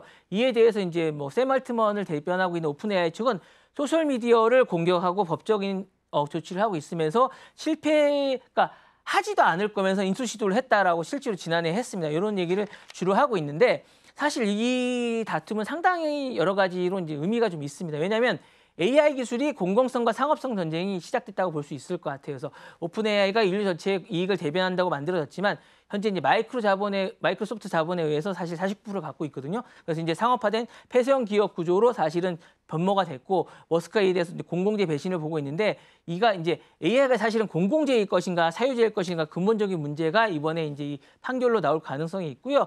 AI 경영권과 통제권에 대한 세계 최초의 충돌이라는 점에서 의미가 있을 것 같습니다. 그리고 이걸 누가 갖느냐가 상당히 중요할 건 게 오픈 AI가 사실 세계 넘버원이지 않습니까? 이게 누가 갖느냐에 따라서 결정안에 따라서 누가 이제 향후에 권력 구도가 이제 될 것 같은 생각이 듭니다. 그리고 이제 AI 기술이 사익에 의해서 오용될 가능성이 사회적 경고가 이제 주는 그런 의미도 있기 때문에 이 부분에 대한 것들도 있을 것 같고요. AI 산업에 대한 규제와 글로벌 거버넌스의 출발점이 될 수 있을 그 가능성도 있습니다. 그래서 이제 이 충돌이 AI 기업의 책임성이라든가 투명성이라든가 공공성 확보에 제도적 기반을 마련할 수 있는 어떤 촉진제가 될 수 있다는 생각도 좀 들고요. AI 기업에 대한 윤리사회 계약을 재정의하는 어떤 사건이 될 수도 있지 않을까라는 생각도 듭니다. 그래서 이게 좀 문제가 될 수 있을 것 같은데 저는 요걸 보면서 약간 좀 의문이 드는 게 좀 있어요. 뭐냐면 약간 이걸 공공재가 돼야 된다고 생각을 하면서 일론 머스크가 자신의 그록은 사실은 이게 쓰는 유료 구독자에게만 제한을 하고 그리고 알고리즘 데이터도 약간 폐쇄적이거든요. 약간 이게 이관 아나운서는 이게 약간 이율배반적으로 생각하지 않으세요? 그렇죠. 약간은 모순적이죠. 예, 요거에 대해서 이제 머스크는 뭐라고 그러냐면 AI는 공공재지만 책임성 없는 AI는 약간 위험이 있다고 약간 말을 바꿔요. 그리고 이제 약간 이렇게 얘기하면서 책임 있는 통제하에 있어야 된다고 얘기하면서 샘 얼트먼은 책임 있는 사람이 아니라고 생각하면서 자기같이 책임 있는 사람한테 와야 된다라고 얘기하고 있고요. 그러면서 그록3는 유료지만 그록은 아직 실험 단계고 오픈 소스를 시도했다라고 얘기합니다. 그리고 그록2는 무료라고 또 본인은 얘기하고 있어요. 그래서 이 부분에 관해서는 약간 애매하게 얘기를 하고 있습니다. 그래서 이렇게 얘기하고 있고요. 그록3에 대해서는 이제 언급을 하지 않고 있습니다. 그록2까지는 사실 무료거든요. 그렇게 얘기하고 있고요. 오픈 AI의 비판에 대해서는 계속 약속의 배신이라고 얘기하고 있어요. 그래서 이 부분에 대해서는 본인의 입장은 약간 애매하고 스탠스가 약간 애매한 입장이면서 그록3까지는 사실은 수령 나오기 전까지는 이 자신의 약속 약간 지킨 부분이 있는데 3가 나오면서까지는 약간 자신의 행동에 대해서 이율배반적으로 하고 있는 약간 이런 입장입니다. 그래서 약간 일론 머스크도 이율배반적인 게 약간 있지 않나라는 생각이 저도 듭니다. 네. 네, 어떻게 보면 표현해 주신 거에 따르면 머스크 CEO는 개인 우월주의가 좀 있는 것 같습니다. 네네네. 그래서 내로남불처럼 내가 하면 괜찮다라는 태도를 좀 취하고 있는 것 같은데요. AI는 공공재여야 한다라는 이상과 현실을 좀 맞춘다면 수익을 내야 한다라는 사이에서 쟁점이 좀 부각되고 있다라는 거고요. 향후 법정 다툼은 어떤 방향으로 전개가 좀 될까요? 일단은 두 가지 여부가 쟁점이 될 것 같아요. 계약 위반 여부가 있을 것 같고, 그러니까 머스크가 오픈AI 비영리로 위반했다고 하는데 이 주장에 대해서 이제 증거가 있어야 될 것 같고요.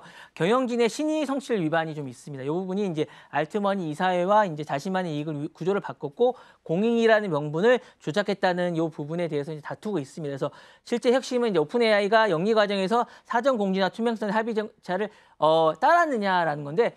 사실은 이제 이 부분에 대해서 이제 그 부분을 이제 다투고 있지만 제가 볼 때면 샘 알트맨에 대해서 일론 머스크가 주장하는 공익성을 따지고 있지만 제가 볼 땐 지분 싸움 같아요. 장기적으로 보면 지분 싸움에 대한 이야기 같고 다만 이 머스크가 승소할 가능성이 낮다는 게 현지의 어떤 언론사들이나 법원 관계자들의 이제 판단입니다. 그래서 미국 내 계약이나 비영리권 통상 기준을 보면 이런 것 같습니다.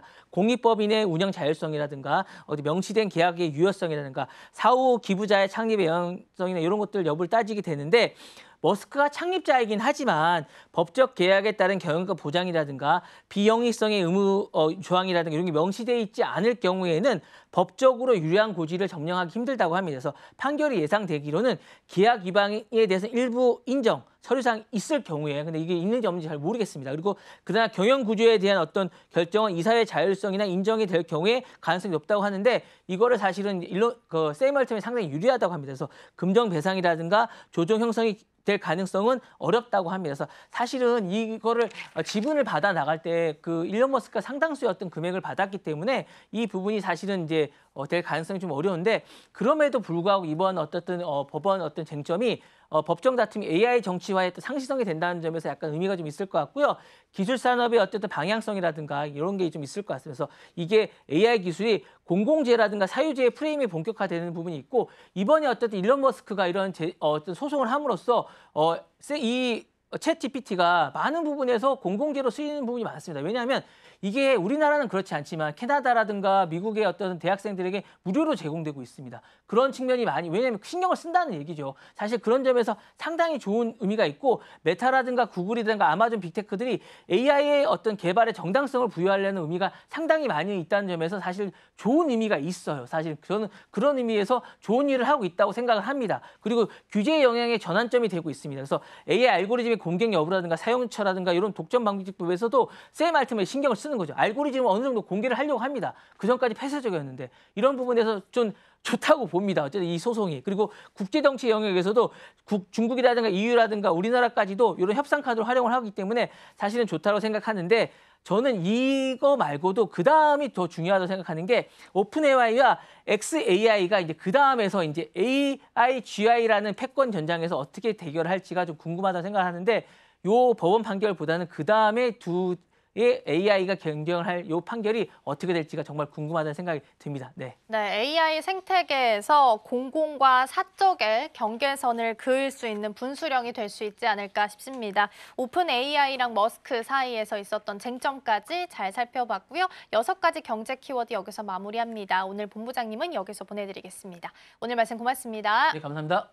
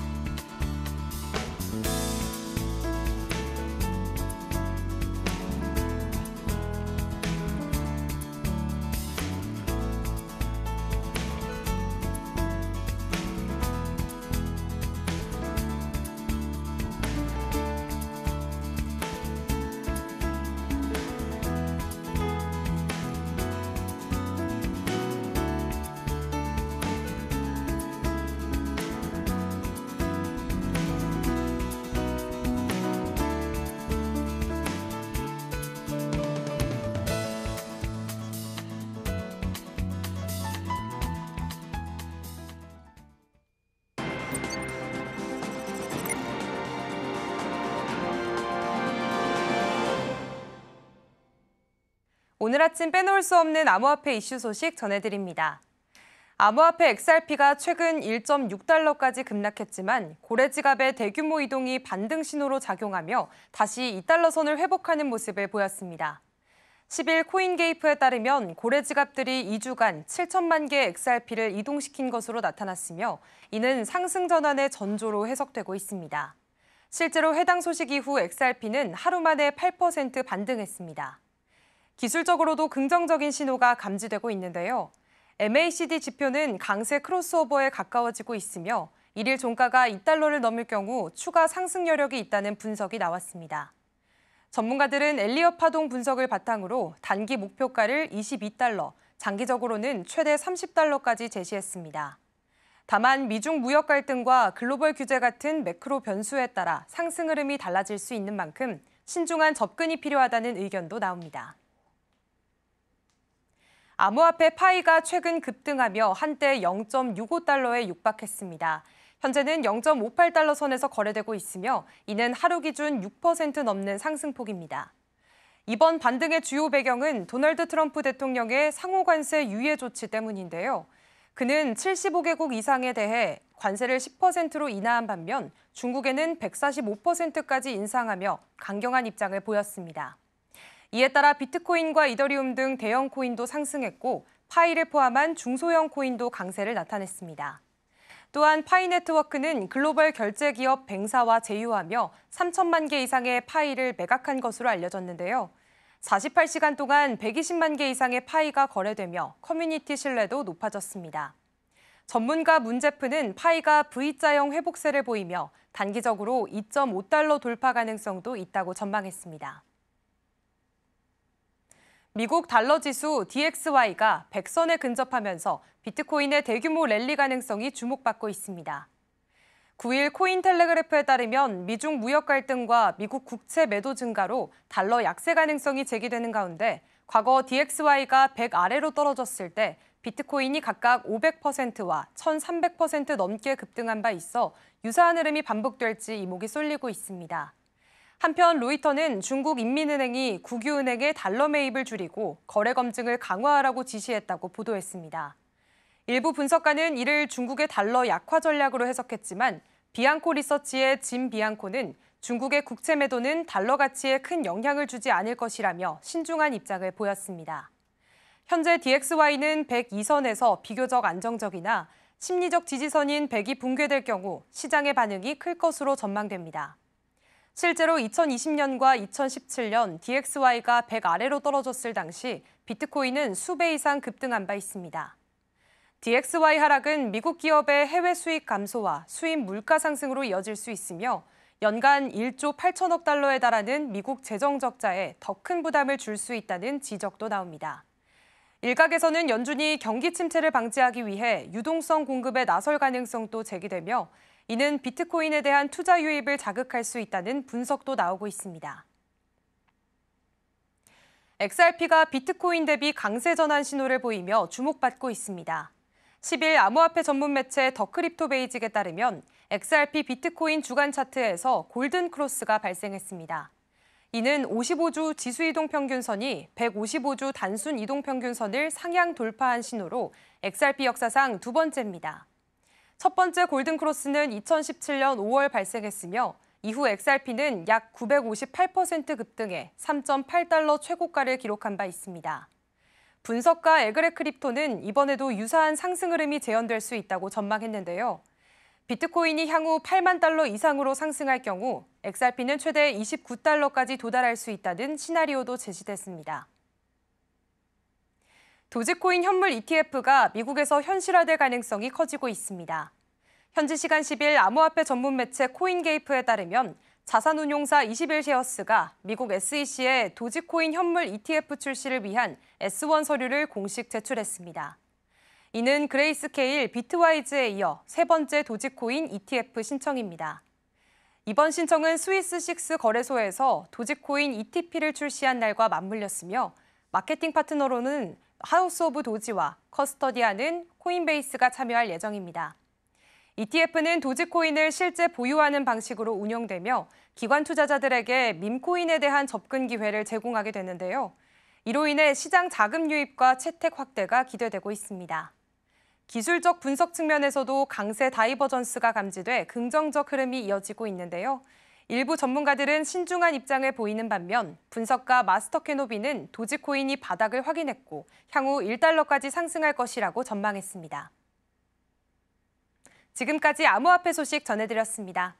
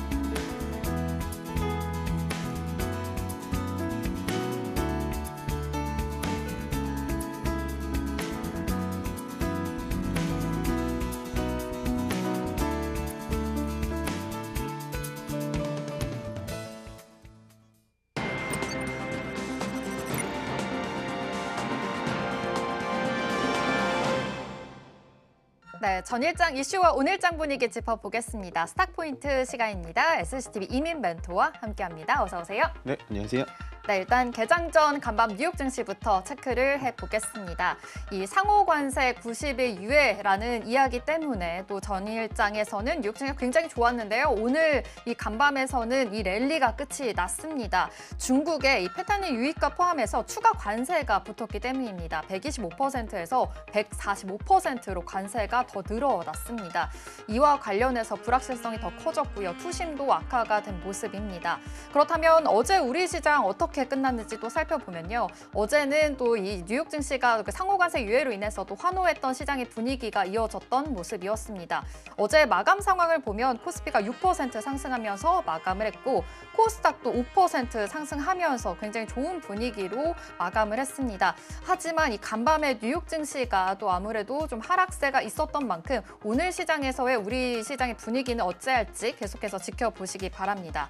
멘토님, 어제 우리 시장이 좋았는데 네. 한 가지 조금 찜찜한 점을 살펴보자면 외국인 수급이 그렇게 들어오진 않았거든요. 그렇죠. 이에 대해서는 어떻게 생각하시나요? 그래서 어저께 급등이 오히려 조금 더 불안한 포인트가 아니었나라는 생각을 합니다. 물론 뭐 주식 투자자 입장에서 모든 종목이 다 올라서 정말 기분이 좋은 하루는 맞는데요.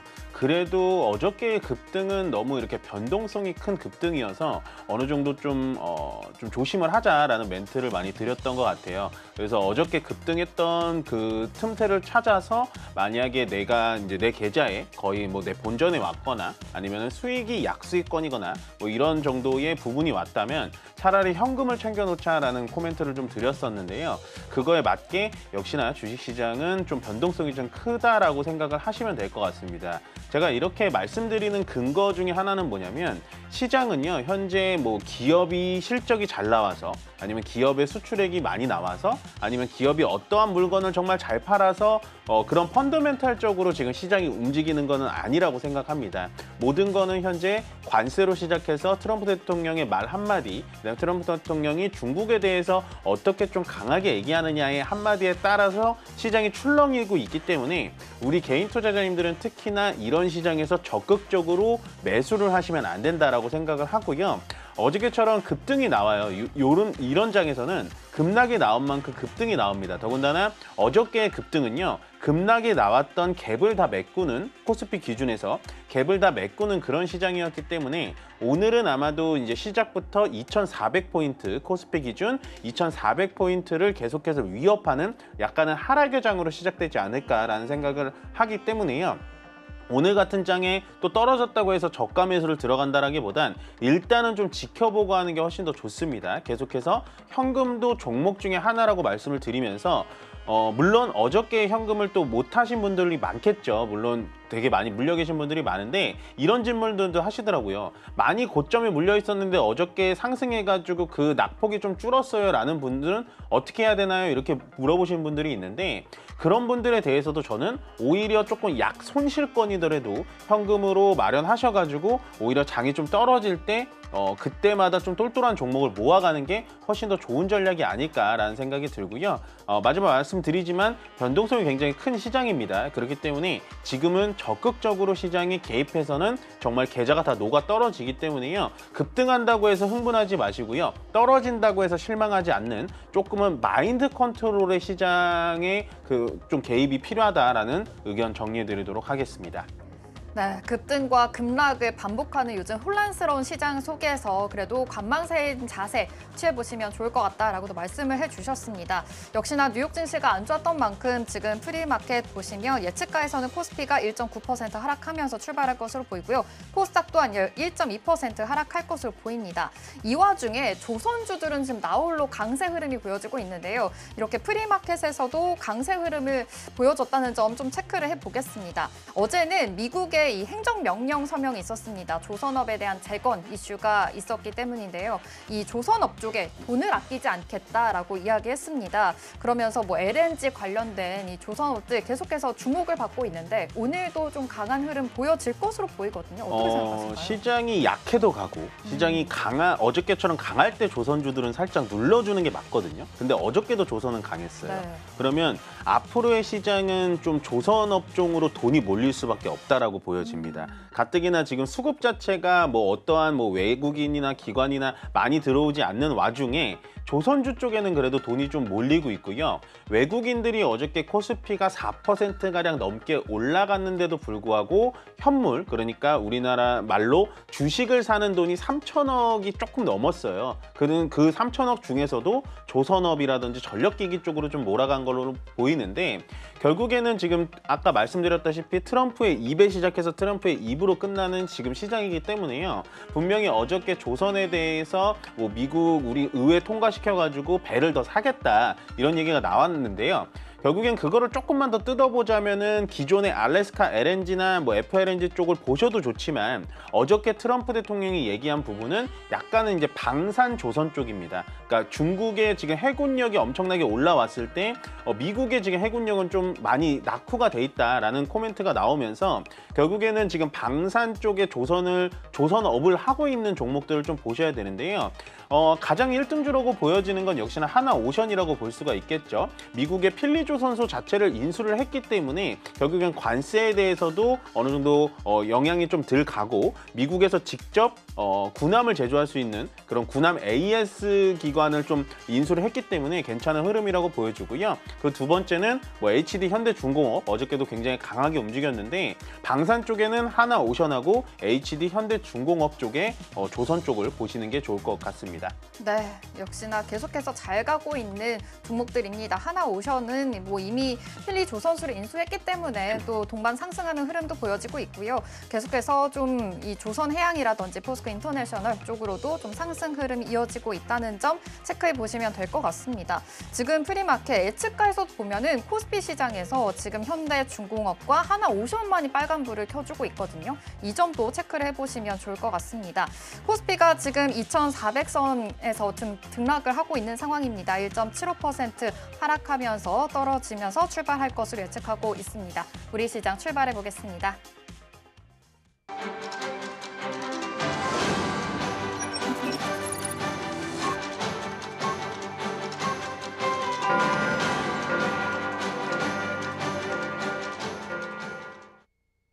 (4월 11일) 금요일 우리 시장 문 힘차게 열었습니다. 어제는 트럼프 풋의 영향으로 K 증시가 활짝 웃었던 하루였습니다. 무려 6% 이상의 강세를 보였는데요. 또 코스피와 코스닥 양시장 모두 매수 사이드카가 발동되기도 했습니다. 또 오랜만에 들어왔던 외국인의 수급은 조금 반가웠던 하루기도 했는데요. 하지만 상호관세 부과가 유예되기만 했을 뿐 아직 완전하게 해결된 건 아니라서요. 앞으로의 협상 과정이라든지 트럼프 대통령의 발언에 따라서 우리 시장 흔들릴 것으로 보여집니다. 과연 오늘 시장은 어떻게 출발할까요? 이어서 살펴보도록 하겠습니다. 네, 우리 시장 코스피, 코스닥 양시장 모두 하락으로 출발하고 있습니다. 코스피는 1.81% 하락해서 2,400선 겨우 지나가고 있고요. 코스닥은 1.28% 하락하면서 673선 지나가고 있습니다. 그렇다면 이어서 시가총액 상위 종목 1위부터 5위도 살펴보겠습니다. 먼저 코스피입니다. 네, 1위부터 5위 모두 하락세 보여주고 있습니다. 특히나 삼성전자와 SK하이닉스 반도체 투탑 어제는 잘 갔었는데 오늘은 간밤에 있었던 필라델피아 반도체 지수가 8% 가까이 떨어지면서 어제장과는 좀 사뭇 다른 분위기 보여주고 있고요. 국내 반도체주들도 타격을 입은 모습입니다. 현재 삼성전자 1.42% 하락해서 55,600원 선에서 지나가고 있습니다. 아직까지 반도체 품목에 대해서 추가 관세 발표가 언제 나올지 모르기 때문에 긴장 속에서 하루하루 보내고 있는 모습 확인해 보실 수가 있고요. SK하이닉스는 3.06% 하락하면서 177,600원 선에서 지나가고 있습니다. SK하이닉스의 경우에는 어제장에서 모처럼 좀 웃었던 기업이기도 했는데요. 11%의 급등세를 보였지만 오늘은 그 상승폭을 다수 반납한 모습 확인해 볼 수가 있겠습니다. 또 그 와중에 최태원 SK그룹 회장이 대만 출장길에 올랐다는 소식도 들려왔습니다. TSMC를 포함한 현지 반도체 기업들과의 만남을 가질 것으로 예정이 되면서 좀 투자자들에게 양사의 협업이 강화되지 않을까 하는 기대감도 끌어올려지고 있는 상황입니다. 다음으로 LG에너지솔루션 살펴보겠습니다. 현재 3.43% 하락하면서 33만 7,500원 선에서 거래가 되고 있는데요. 마찬가지로 어제장에서 11%의 높은 상승폭 기록했지만 오늘은 쉬어가는 흐름 보여주고 있습니다. 미국 ESS 시장에서 대부분 차지하고 있는 중국 배터리 공급이 만약 관세로 인해서 막히게 된다면 오히려 한국 기업에게는 조금 기회가 되지 않을까라는 관측도 나오고 있다는 점 체크해 보시면 좋겠습니다. 이어서 삼성바이오로직스 살펴보시면 0.98% 약보합권에서 흐르고 있습니다. 100만 원 선 겨우 지켜주는 모습 확인해 보실 수가 있는데요. 사실 미국 관세 폭탄 이슈에도 삼성바이오로직스는 그 영향이 조금 적을 것이라는 분석이 있었습니다. 유럽 수출의 비중이 크고요. 상대적으로 미국의 수출 비중이 적기 때문인데요. 또 올해 연간 실적이 사상 최대를 기록할 것이라는 전망이 나오면서 매출의 경우에는 5조 원대 중반은 가볍게 넘길 것이라는 전망도 나오고 있는 상황입니다. 현대차 역시나 쉬어가는 모습 보여지고 있고요. 이어서 6위부터 10위도 살펴보겠습니다. 네, 현재 HD 현대중공업이 시총 11건으로 올라선 모습 확인해 볼 수가 있습니다. 3.4%대 강한 상승세 보여주면서 유일한 빨간불 켜주고 있는데요.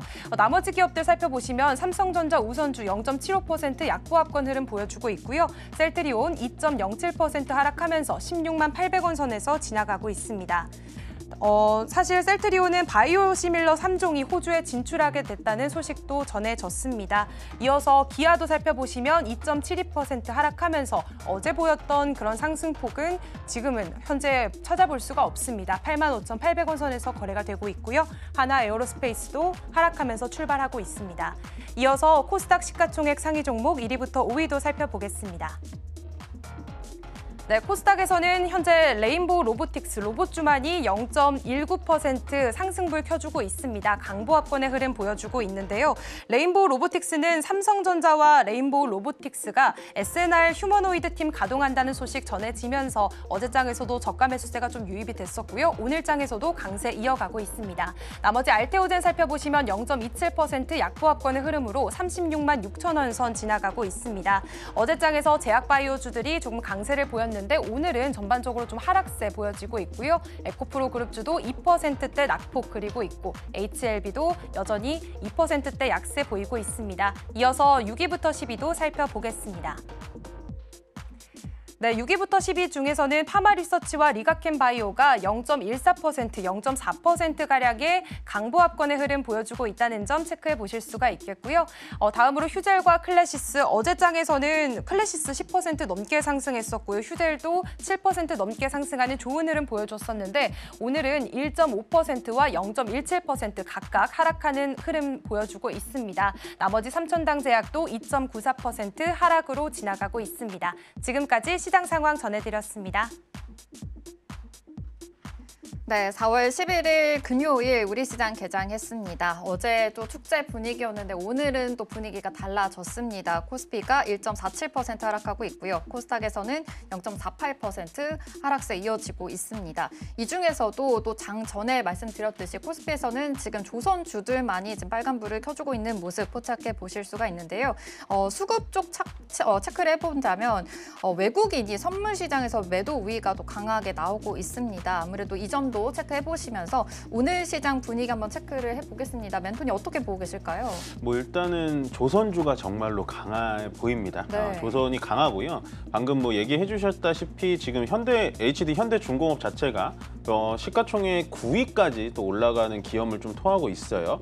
지금 보시면은 뭐 현대중공업, 그 위에 하나에어로스페이스, 기아, 뭐 셀트리온까지 있는데 아마도 이런 분위기로 계속 간다면은 현재 시가총액 차이가 셀트리온까지는 크게 나지가 않으니까 이렇게 되면은 이제 조선업에 대해서 계속해서 수급이 좀 몰릴 수 있지 않을까라는 좀 생각이 들고요. 역시나 가장 대장주로 보이는 거는 한국조선해양으로 보이고 거기다 오늘 상승 탄력이 가장 좋아 보이는 건 조선 쪽이 아니라 이제 조선 기자재 쪽이라고 할 수 있는 약간 한국조선해양의 기자재를 전담마크하고 있는 현대힘스가 가장 강하게 좀 올라가 주고 있다 정도로 체크를 해주시면 될 것 같습니다. 그 외에는 뭐 어저께 올라간 것만큼 떨어지지 않는 거에 상당히 좀 다행이다라고 생각이 들고요. 현재는 2,400포인트 코스피 지수 기준해가지고 2,400을 어떻게 좀 지키는 건가라는 그 부분이 가장 체크를 해봐야 될 부분이다라고 생각이 들고 다만 좀 아쉬운 거는 역시 시장의 전체적인 흐름이라든지 테마가 없다 보니까 계속해서 정치 테마주, 정태주라고 하죠. 정치 테마주들이 상승률 상위 종목들이 다 링크가 돼 있습니다. 뭐 링크드, 뭐 카티스, 상지건설, 뭐 아이스크림 에듀, 심지어 뭐 이제는 뭐 대통령 권한대행 관련주라고 해서 그런 관련주들도 어저께부터 좀 급등을 하고 있으니까 저는 뭐 지금 이 TV를 보고 있는 시청자님들만이라도 부디 이 정치 테마주는 웬만해서는 안 들어가셨으면 좋겠다라는 생각이 들고요. 만약에 난 정말로 정치 테마주를 너무나도 하고 싶다라고 생각을 하신다면 오버나잇이라고 하죠. 오늘 사놓고 내일은 오르겠지라고 그런 약간 막연하게 생각은 안 하셨으면 좋겠어요. 그래서 만약에 사셨더라도 오늘 그냥 바로 매도를 하시는 게 훨씬 더 좋다. 다만 저는 그렇게 좋아 보이진 않으니까요. 지금이라도 만약에 사셨더라도 매도를 하시는 게 훨씬 더 좋아 보인다라는 생각을 합니다.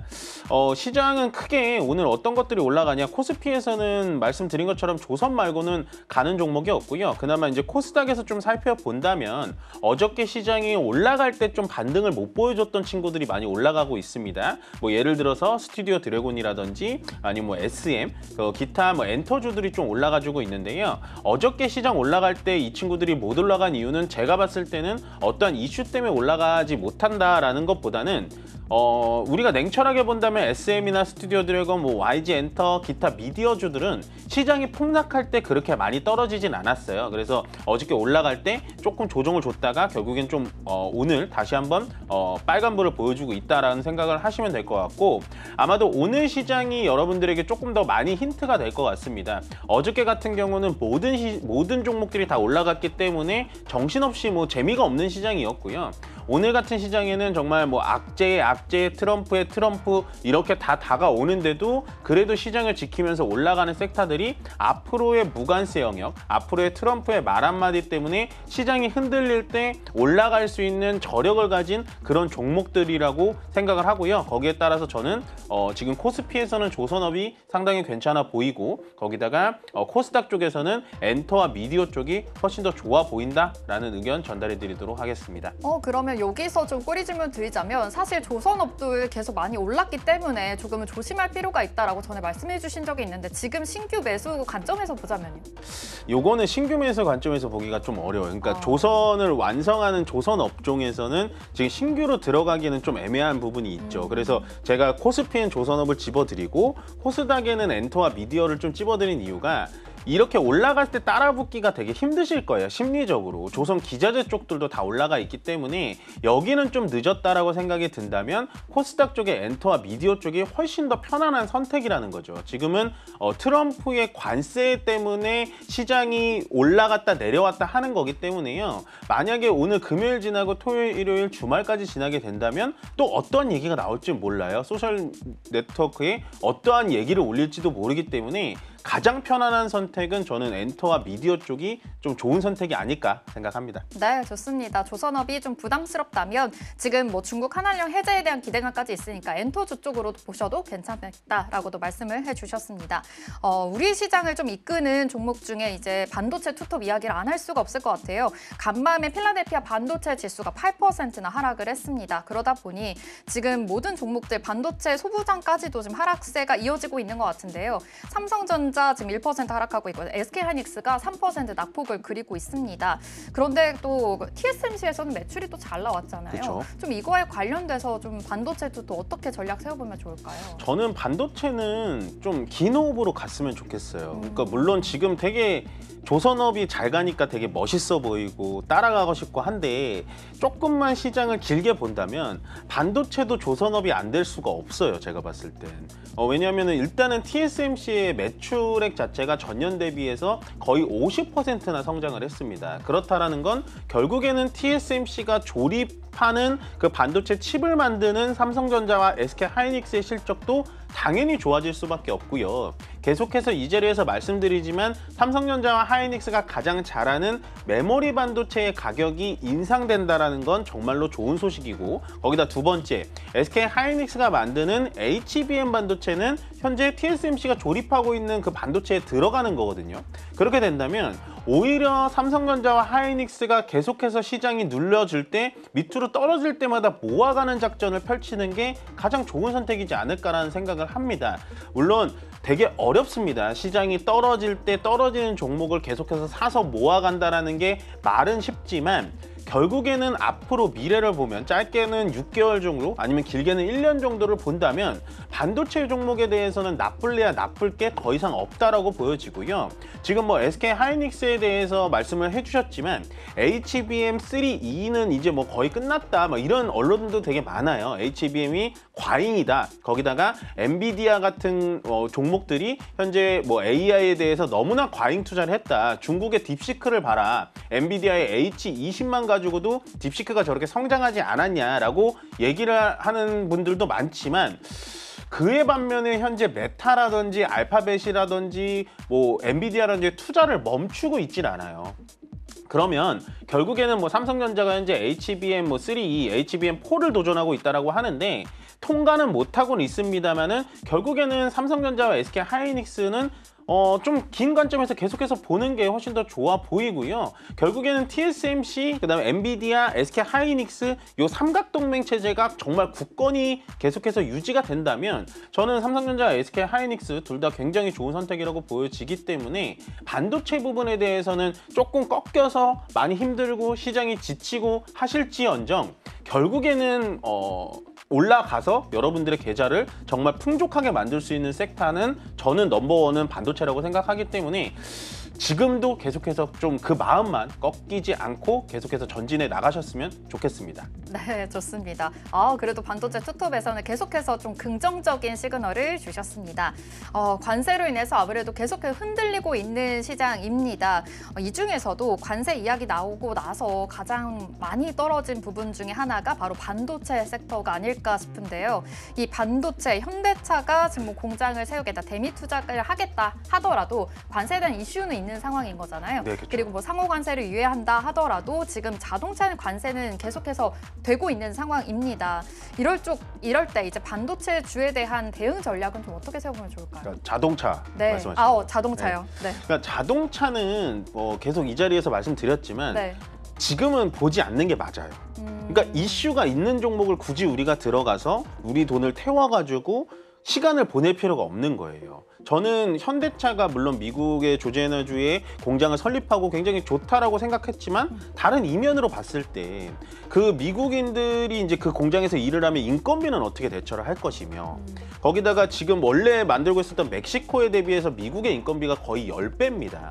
그러면 결국에는 뭐 지금의 관세 회피는 될 수 있겠지만 나머지 멕시코에서 만드는 물량, 그다음에 국내에서 만들어서 미국에 수출되는 물량 이런 것들을 어떻게 감당할 것이며 앞으로의 트럼프의 이 변심이라고 하죠. 왔다 갔다 하는 이 손바닥 뒤집기 같은 이 관세 현장에서 계속해서 올라가는 주제는 자동차일 텐데 굳이 그러면 우리가 현대차와 기아차에 대해서 계속해서 러브콜과 올라갈 거다라는 그런 사랑을 보여줄 필요가 있을까라는 생각을 하기 때문에요. 저는 굳이 말이 많고 탈이 많은 뉴스에 대해서의 관련된 테마에 들어가지 않는 게 좋다라고 생각합니다. 네, 좋습니다.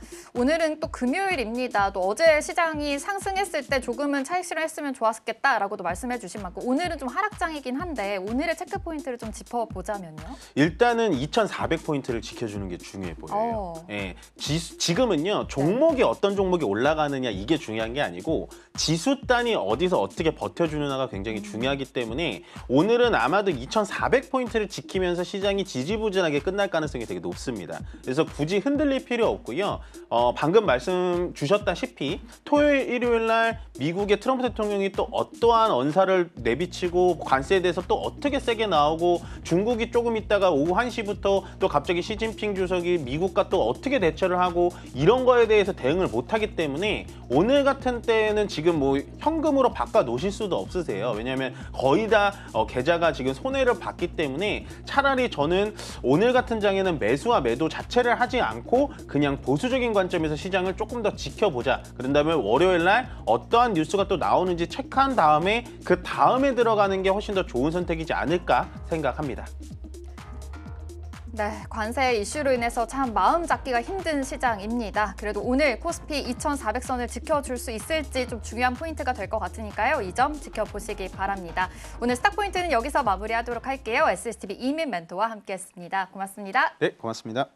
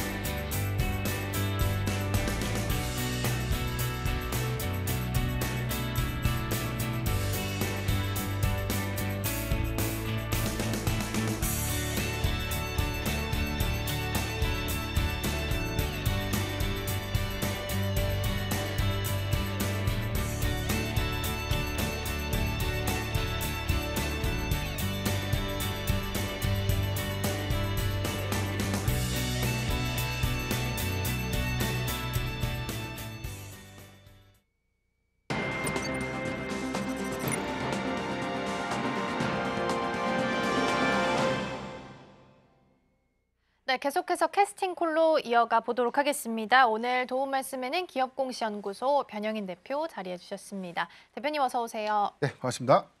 네, 상호관세 유예에 대한 이 약발이 하루 만에 끝난 분위기입니다. 지수 먼저 살펴보면 일단 양시장 모두 코스피는 1% 넘게 하락하고 있고요. 그래도 코스닥은 낙폭 좀 줄여가면서 0.24% 약보합 수준 흘러가고 있습니다.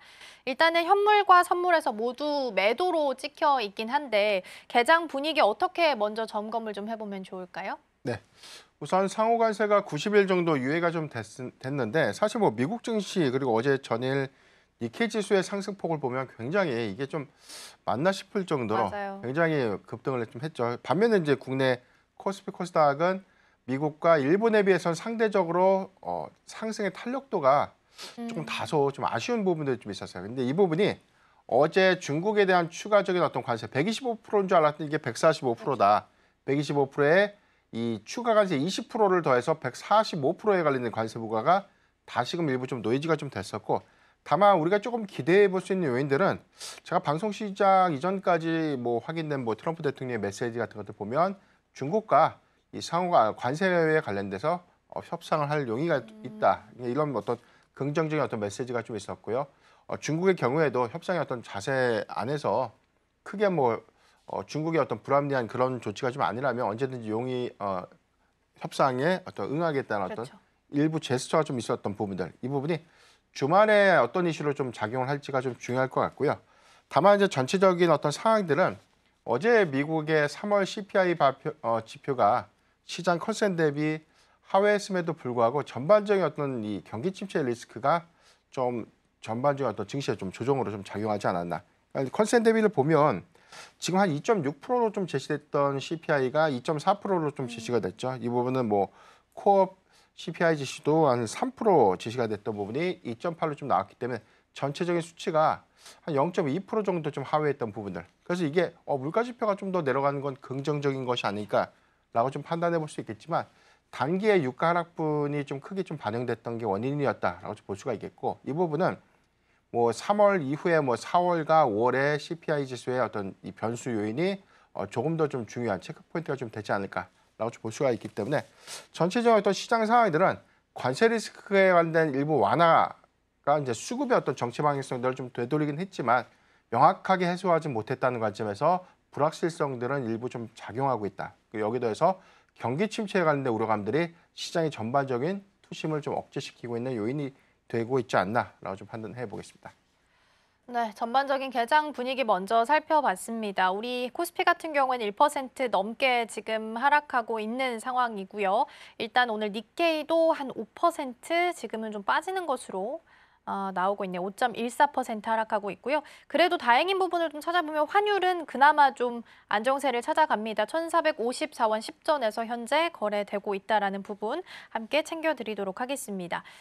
일단은 약발은 하루 만에 끝난 것 같은 분위기인데 지금 이 구간이 바닥을 잡는 과정은 맞는 건지 궁금하실 것 같아요. 반등 혹은 되돌림이 나온다면 어떤 시그널로 파악할 수 있을지, 일단 지금 이 구간은 바닥은 잡아가고 있다라고 보실까요? 네, 최악의 리스크는 좀 저는 뭐 해소를 좀 했다라고 좀 보는 게 명확할 것 같고, 상호관세 기간 유예 기간이 한 90일 한 3개월 정도 남은 거죠. 이 부분 동안 과연 이제 미국과 이 관세 협상을 통해서 얼마만큼 이 리스크를 해소할 수 있을까? 그러니까 이 부분은 개별 국가의 이슈가 좀 될 것 같아요. 한국의 경우에도 마찬가지로 이제 미국과 통상 협약을 좀 해서 여기서 뭐 대폭 어떤 관세율을 좀 낮추거나 또는 과거처럼 대다수의 어떤 관세 부과를 좀 유예시키는 그런 긍정적인 어떤 성과를 좀 도출을 좀 해낸다면, 뭐 국내 증시의 경우에는 불확실성 제거 관점에서 수급이 좀 단기적으로 좀 유입될 수 있는 그런 환경을 좀 기대해 볼 수 있겠고, 전체적인 어떤 시장의 상황들은 상호관세가 좀 부과되는 어떤 그런 불확실성들이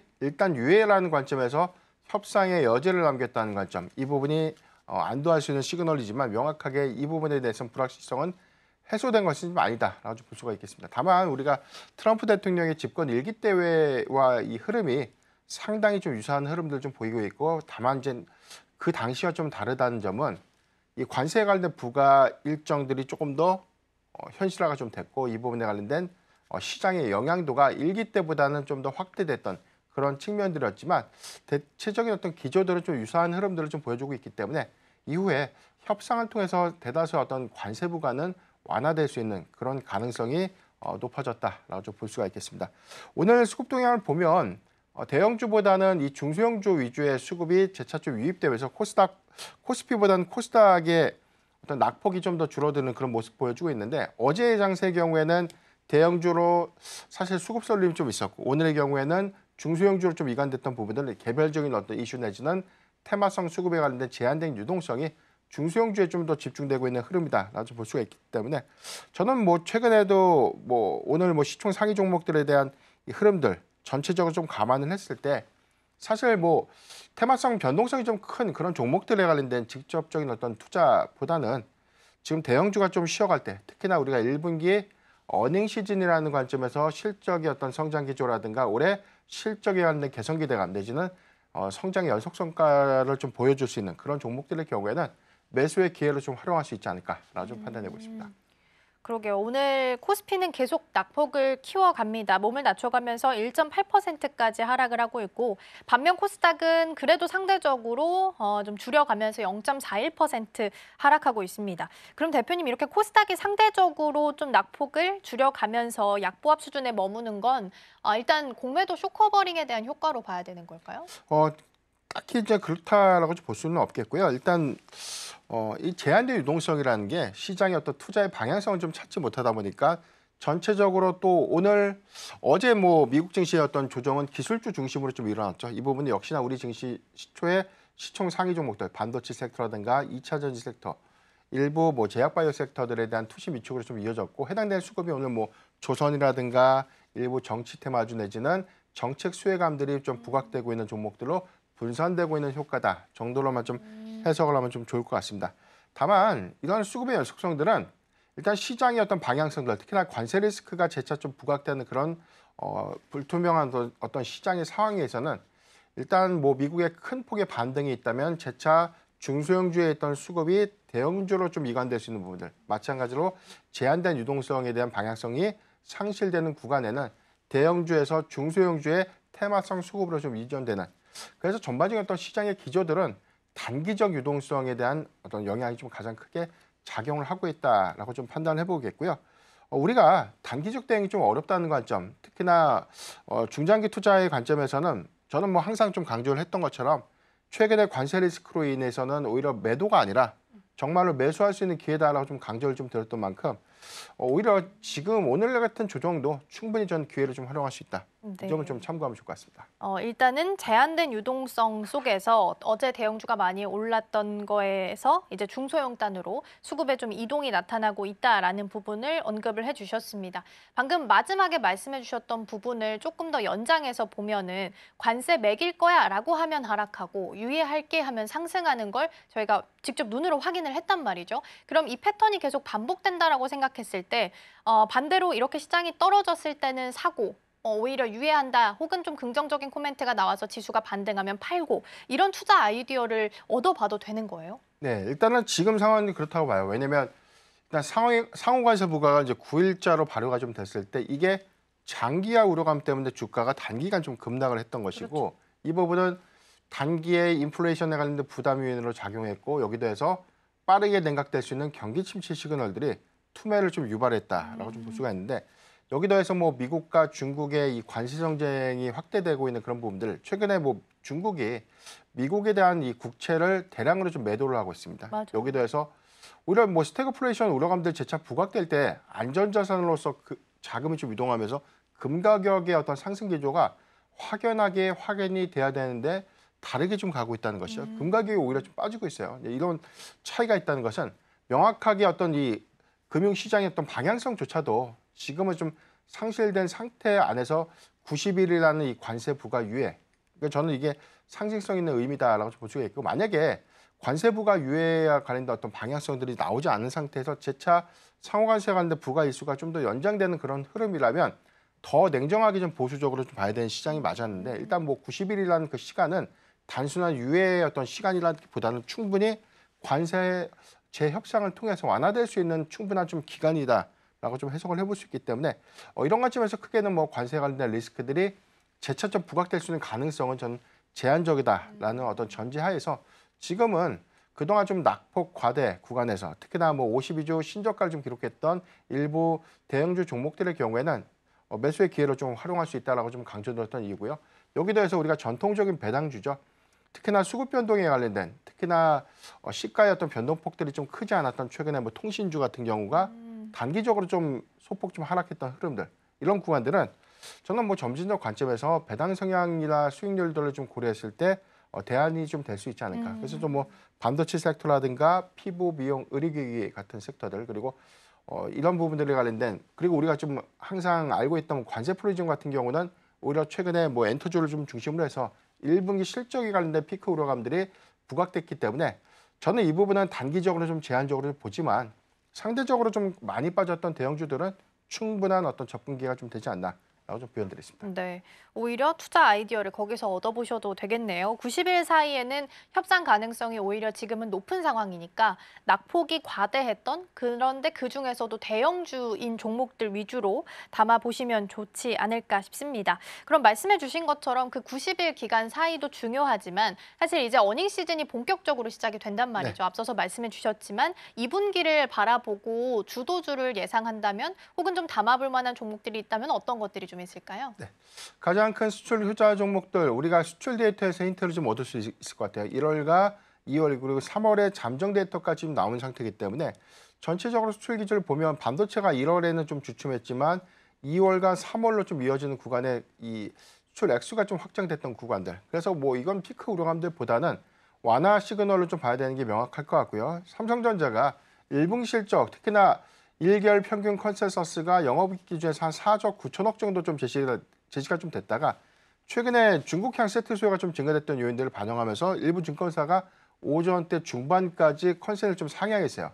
그런데 확정된 실적이 6조 6천억을 좀 기록했다는 거는 굉장히 큰 성과다라고 좀 판단을 해봐야 되는데 시장 상황이 사실 받쳐주지 못하면서 삼성전자가 조정을 받은 것이다라고 좀 해석을 해볼 수 있겠고 여기서 힌트를 얻자면 SK하이닉스의 실적 추정치가 더 상향될 수 있는 것이죠. 견조한 AI 수요를 좀 바탕으로 해서 오히려 레거시 부분에 관련된 이익 감소 부분들이 삼성전자 실적에서 확인됐듯이 오히려 훼손폭이 좀 제한적일 수밖에 없다. 이런 관점에서 보면 SK하이닉스의 영업이익 실적 추정치도 대폭 좀 상향될 수 있는 기대 요인들이 좀 남아있기 때문에 이 부분은 전체적으로 반도체 빅2를 좀 비롯해서 반도체 소부장 종목들의 개별적인 어떤 실적 기대 요인들도 높아졌다는 점 참고하면 좋을 것 같고요. 두 번째는 피부, 미용, 의료기기의 경우에도 4분기에 이어서 이제 1분기의 실적 성장의 어떤 기조들도 사실 크게 뭐 컨센의 어떤 훼손보다는 안정적인 성장 기조가 좀 확인됐다는 관점. 그런데 주가는 최근에 같이 동조되면서 좀 조정을 받은 측면들을 감안했을 때 실적에 주는 기대 요인들을 오히려 주가가 좀 반영될 수 있는 효과폭은 조금 더 클 수 있지 않을까라고 좀 판단해보고 있습니다. 네, 어닝 시즌 관련한 질문까지 드려봤고요. 말씀해 주신 것처럼 오늘은 4월 1일부터 10일까지 나왔던 수출입 데이터가 오늘 발표가 됐습니다. 그래서 일단 가장 크게 올라온 종목을 섹터를 보면 품목별로는 반도체가 32%, 승용차가 11% 정도, 그리고 반도체 수출 비중은 2.5%포인트 상승한 것으로 나타났습니다. 일단 전반적으로 TSMC도 어제 매출과 1분기 실적도 잘 나왔기 때문에 1분기 매출도 잘 나왔기 때문에 이 부분도 같이 참고해 보시면 좋겠습니다. 자, 그럼 계속해서 외국인과 기관이 담고 있는 종목들 함께 체크해 보도록 하겠습니다. 일단 외국인 쪽에서 먼저 확인해 보면 한화 에어로스페이스 오늘도 자리를 하네요. 외국인과 기관 같이 러브콜 보내는 종목으로 확인되고 있고요. 더불어서 SK하이닉스도 양쪽에서 모두 다 담아갑니다. 특히 기관은 삼성전자까지 같이 체크가 되고 있고요. 참 LG에너지솔루션은 기관 쪽에서 러브콜을 연이어서 보내고 있는 종목 중에 하나입니다. 오늘은 또 1위 종목으로 체크가 되고 있습니다. 어제 너도 나도 다 오르긴 했습니다만 그래도 그중에서도 유독 좀 눈에 보였던 섹터가 전력기기 쪽이었는데 HD 현대일렉트릭이 오늘은 4위에 이름을 올리면서 확인이 되고 있습니다. 그러면 일단은 기관에서 삼성전자, SK하이닉스, 외국인은 SK하이닉스 담아가고 있으니까 반도체부터 체크해 보겠습니다. 일단 마이크론이 일부 제품의 관세에 대해서 요금을 좀 올리겠다. 그러니까 가격에 대한 부담을 고객사에게 전가하겠다라는 의지를 이제 며칠 전에 밝혔습니다. 그런데 이제 삼성전자랑 SK하이닉스가 1, 2위 기업이기 때문에 비슷한 행보로 가지 않을까 예상하고 계실 것 같아요. 그렇다면 사실 반도체 칩스법 혹은 반도체 관세에 대해서 여전히 우려감이 남아있는 상황 속에서 고객사한테 이 가격에 대한 리스크를 좀 전가를 하게 된다면 관세 리스크는 이걸로 좀 상쇄를 시킬 수 있는 걸까요? 예, 충분히 좀 가능하다고 봐요.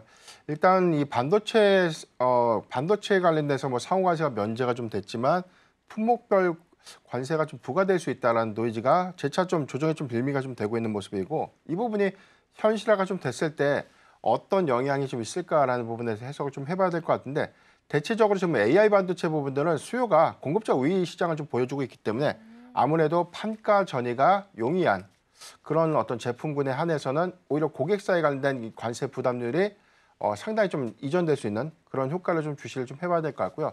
관건은 레거시 부분이에요. 이 부분이 제품 가격과 좀 동조될 수 있는 구간인데, 과연 이 부분에 관련된 이원화 정책들이 좀 가능한 고객사들 입장에서는 관세 부과에 관련된 판가 전이가 쉽지는 않겠죠.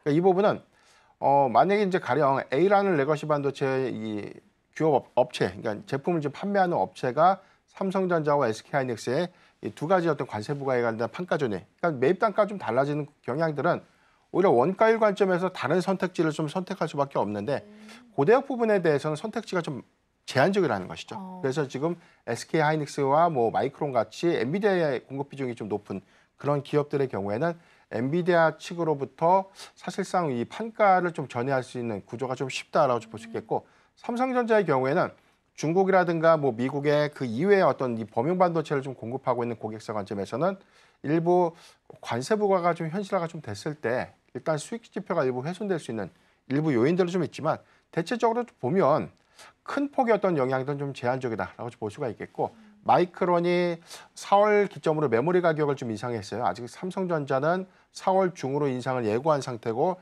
SK하이닉스는 뭐 최근에 어떤 광노정 사장이 좀 이야기했던 부분들은 뭐 시장의 어떤 흐름에 따라서 대응하겠다라고 좀 코멘트를 좀 남겼기 때문에, 일단 메모리 가격의 인상은 뭐 기정 사실화가 좀 된 점, 그리고 여기에 대해서 관세가 현실화가 좀 됐을 때 이에 따라서 부과될 수 있는 어떤 영향들은 가격 상승 요건들에 좀 맞물리면서 저는 뭐 큰 폭의 이익 훼손은 좀 제한적이다라고 좀 판단해 보는데, 더 중요한 거는 사실 뭐 관세에 관련된 리스크 요인들보다는 저는 뭐 칩스법 관련된 불확실성들이 좀 더 크지 않을까. 일단 뭐 보조금을 얼마만큼 받아서 이익률을 상쇄시킬 것인가, 이게 좀 관건이 좀 될 텐데, 일단 TSMC가 먼저 보조금을 좀 많이 받아놓은 상태이기 때문에 최근에 미국의 뭐 공장을 짓지 않으면 뭐 엄포를 좀 놓고 있는 그런 메시지를 좀 감안했을 때 전체적으로는 칩스법이 좀 잠재적으로 더 큰 노이즈가 좀 되지 않을까라고 좀 판단해 보겠습니다.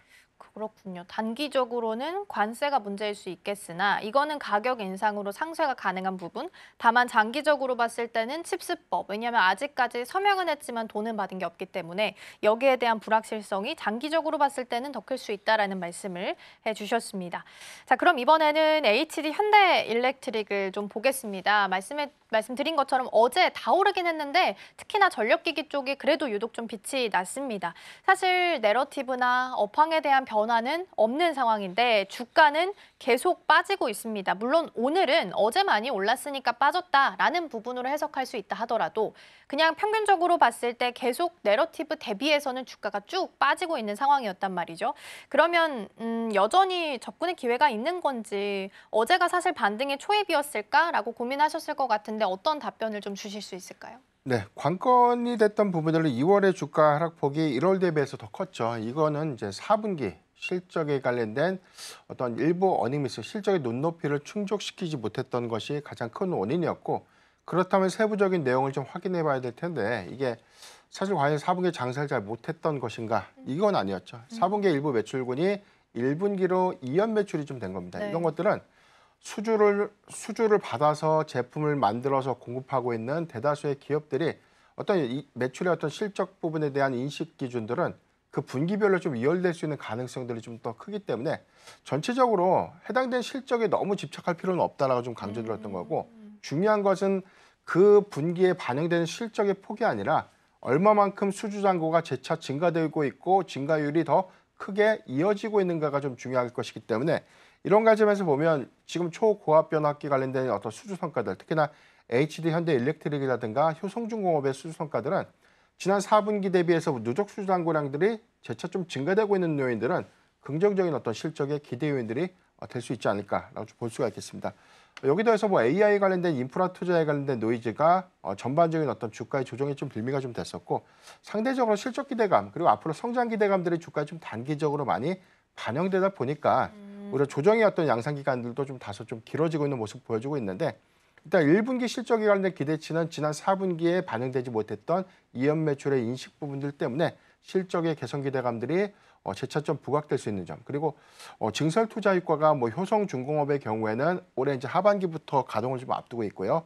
HD 현대일렉트릭의 경우에는 미국의 엘러베마 이 공장 그리고 울산 공장이 2027년도에 이제 가동을 앞두면 전체적인 어떤 외형 캐파들은 한 25에서 한 40% 정도까지 매출의 증신 효과로 좀 이어질 수 있는 부분들 이 부분은 성장성 관점의 훼손이 아니기 때문에 기대해볼 수 있는 어떤 요인이 되지 않을까라고 판단해 보겠습니다. 네, 조정이 길어지고 있긴 합니다만 1분기 실적에 대해서 4분기에 있었던 게 이연되는 부분까지 고려를 한다면 개선이 될 수 있다라는 부분도 기대가 가능할 것 같고요.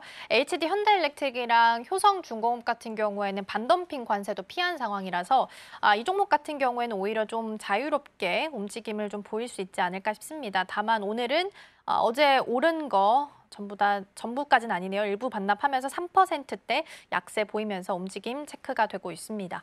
그러면 추가적으로 조금 아이디어 확장해서 원전까지 잠깐 보겠습니다. 계약 2분기 마무리가 되고 있다라고 공식화 기사가 좀 나오기도 했고 최종 가격까지 지금 모두 포함했다라는 게 언급이 좀 됐거든요. 이전에 이제 저희가 대표님하고 이야기 나눴을 때 오히려 계약이 나오면 세론되지 않을까요? 라고 이제 이야기를 좀 나눈 기억이 있는데 지금 조정 많이 받았잖아요. 그러면 오히려 계약 성사됐다라는 기사가 나오면 긍정적인 반응이 좀 나올 수도 있을까요? 계약 관련된 어떤 불확실성들이 재차 좀 완화가 되는 부분을 오늘 수급 기준을 보면 크게 좀 반영되고 있는 모습은 아닙니다. 맞아요. 대다수가 빨간불을 좀 켜놓고는 있지만 큰 폭의 반영 효과들은 네. 좀 제한적이다라고 볼 수 있는데 이게 지난주였죠. 뭐 탄핵 선거 이후에 사실상 정책에 관련된 불확실성들이 좀 내포가 됐는데 우리가 항상 현상에 관련돼서 주가의 조정의 어떤 원인을 좀 자꾸 찾다 보니까 이걸 좀 피해야 되나 자꾸 생각을 좀 하실 텐데 그럴 필요가 없다고 좀 말씀드리는 이유가 첫 번째, 국내 경우에는 물론 이제 탈원전 정책이 친원전 정책으로 이어지면서 가시적인 어떤 수주 성과가 확인된 바는 없지만 11차 전기본이 국회에서 좀 통과가 됐어요. 이 부분은 기존의 최초안이었던 대형원전 4기와 소형 모듈원전 2기, 전체 6기보다는 축소된 대형원전 2기 그리고 소형 모듈원전 1기로 축소됐던 부분들이지만 그래도 일단 이 부분은 뭐 생태계 관점에서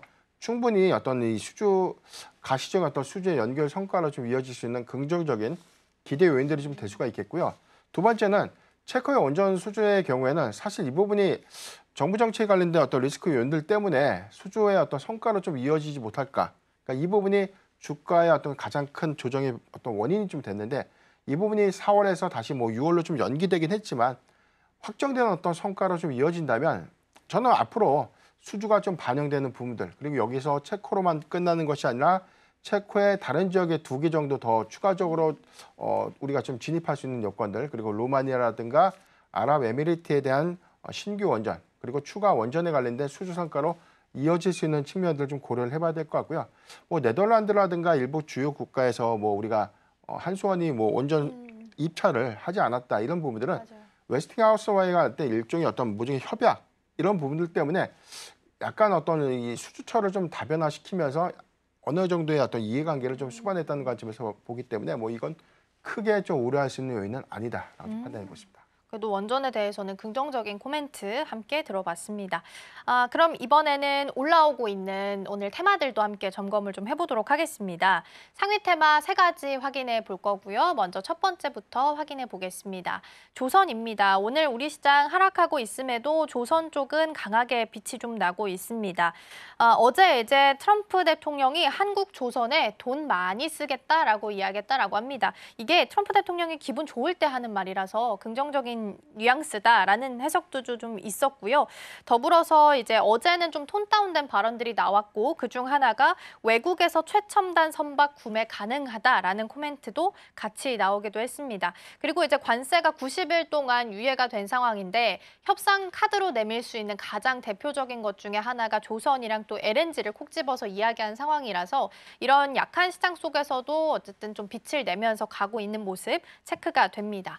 자, 그럼 이어서 두 번째 테마 열어보겠습니다. AI 소프트웨어로 적긴 했는데 사실상 얼마 전부터 이제 정치 테마주로서 같이 좀 부각을 받는 특징도 있습니다. 이재명 대표가 AI 강국위원회 수장을 지금 맡고 있고 거기에 포함되어 있는 혹은 참여했던 이력이 있는 기업들 위주로 좀 강세를 보이면서 정치 테마주로서의 움직임도 같이 보입니다. 오늘 시장이 약하다 보니까 정치 테마주, 인물주, 정책주 위주로도 강세 보이고 있습니다. 자, 마지막 열어보겠습니다. 사실 세 번째는 어떤 걸 넣어야 되나 좀 고민을 하다가 일단 오후에 이제 중국 시장 열리고 나서의 변화가 좀 중요할 것 같아서 일단은 미중 갈등으로 좀 잡아봤습니다.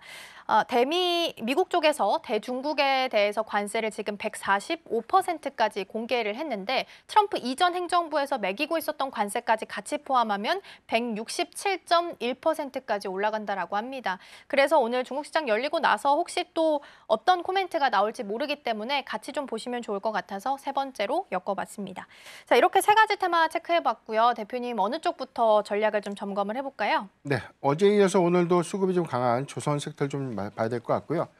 일단 조선주의 경우에는 최근에 가장 이 펜닉셀 장세에도 불구하고 비교적 수급 지표가 좀 견조한 모습을 보였고 내러티브가 로봇만큼 굉장히 좋은 섹터 중에 하나가 또 조선 그리고 조선 기저제 섹터가 좀 되지 않을까라고 볼 수 있는데 재차 좀 강조를 좀 들었지만 조선주의 전반적인 어떤 업황의 어떤 사이클 기조가 장기적으로 그리고 또 안정적으로 성장하고 있는 그런 기조들은 재차 추가적인 상승 여력 관점에서 봐야 된다라 좀 강조를 좀 드렸는데 역시나 이런 성과들이 조정을 받고 난 이후에도 오히려 상승폭을 좀 빠르게 어떤 회복시키거나 좀 반영시키고 있는 모습들이 좀 되고 있지 않나 볼 수가 있겠습니다. 일단 가장 큰 부분들은 트럼프 대통령이 취임 초기부터 좀 강조했던 미국의 조선업에 관련된 재건 메시지가 재차 좀 부각이 됐었고 최근에 조선업 재건을 위한 행정명령에 최종적으로 좀 서명을 하면서 이 부분은 중국에 관련된 압박 수위가 재차 좀 높아졌던 부분들 그래서 전통적인 어떤 동맹국인 한국과 일본의 조선 부분에 관련된 수혜가 본격화됐다라고 좀 판단해 볼 수 있는데 이 부분은 어제 나왔던 메시지에서 네. 확인을 좀 할 수가 있었죠. 군함이라든가 군함을 지원하는 상선에 관련된 양을 좀 늘려야 되고 이 부분에 관련해서는 많은 돈을 좀 쓸 준비가 좀 돼 있다. 그래서 대다수의 어떤 협력 가시 부분들은 국내 어떤 K조선의 상당한 어떤 낙수 효과로 좀 이어질 수 있는 그런 긍정적인 기도인들이 재차 좀 확인이 됐고 이 부분이 현실화가 좀 된다는 관점에서 이 부분은 중장기 관점에서 한국의 점진적인 어떤 수주 성과로 좀 분명히 이어질 것입니다.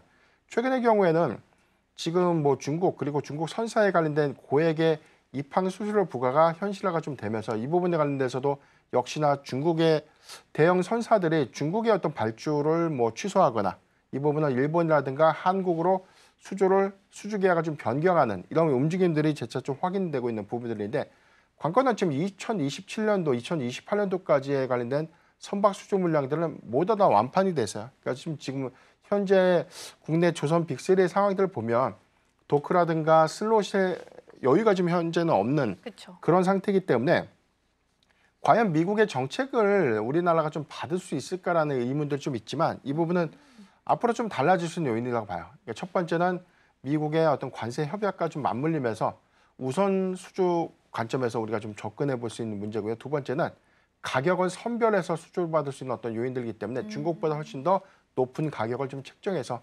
반영시킬 수 있는 그런 긍정적인 부분을 보면 군함이라든가 그다음에 이제 상선으로 이루어지는 그리고 MRO에 관련된 사업 수주 성과가 본격화 좀 될 것이다라고 좀 전망되고 있고요. 두 번째는 LNG 프로젝트가 좀 가시화된 어떤 그런 부분들은 지금 알래스카에 관련된 LNG 프로젝트를 좀 논의를 하더라도 미국 안에 LNG 수출 터미널에 관련된 허가 요건들이 재차 좀 완화되고 있는 부분들은 전반적인 어떤 공급량들이 증가될 수 있는 요인이다. 이 부분은 LNG 선박의 수요가 재차 증가될 수 있는 기조고 지금 삼성중공업의 경우에도 최근에 FLNG 선에 관련된 수주 성과가 지금 일어나고 있는 점, 그리고 일분기에 상당한 많은 양의 수주 성과가 좀 입증되고 있는 그런 흐름들은 일시적 또는 단기적보다는 중장기 성과로 재차 재현될 수 있지 않을까라고 좀 판단해 보겠습니다.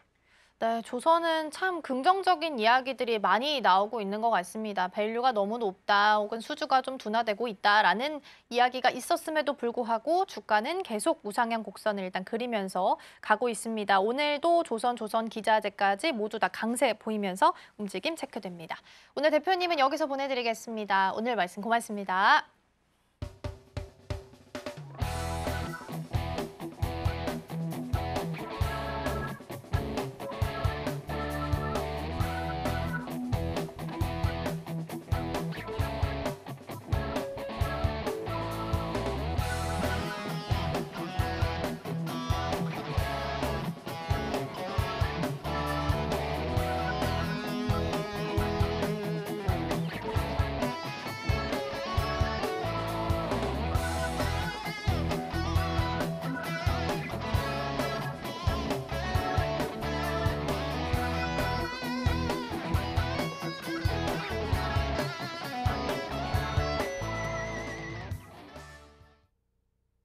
네, 오늘 코스피 시장은 2,400선을 기준으로 해서 계속 오르락 내리락 반복하고 있습니다. 다행인 부분은 환율이 지금 1,448원 80전까지 개장했을 때보다도 더 많이 내려왔습니다. 그럼에도 불구하고 외국인 투자자는 현물과 선물에서 모두 매도 포지션 현재 찍혀 있습니다.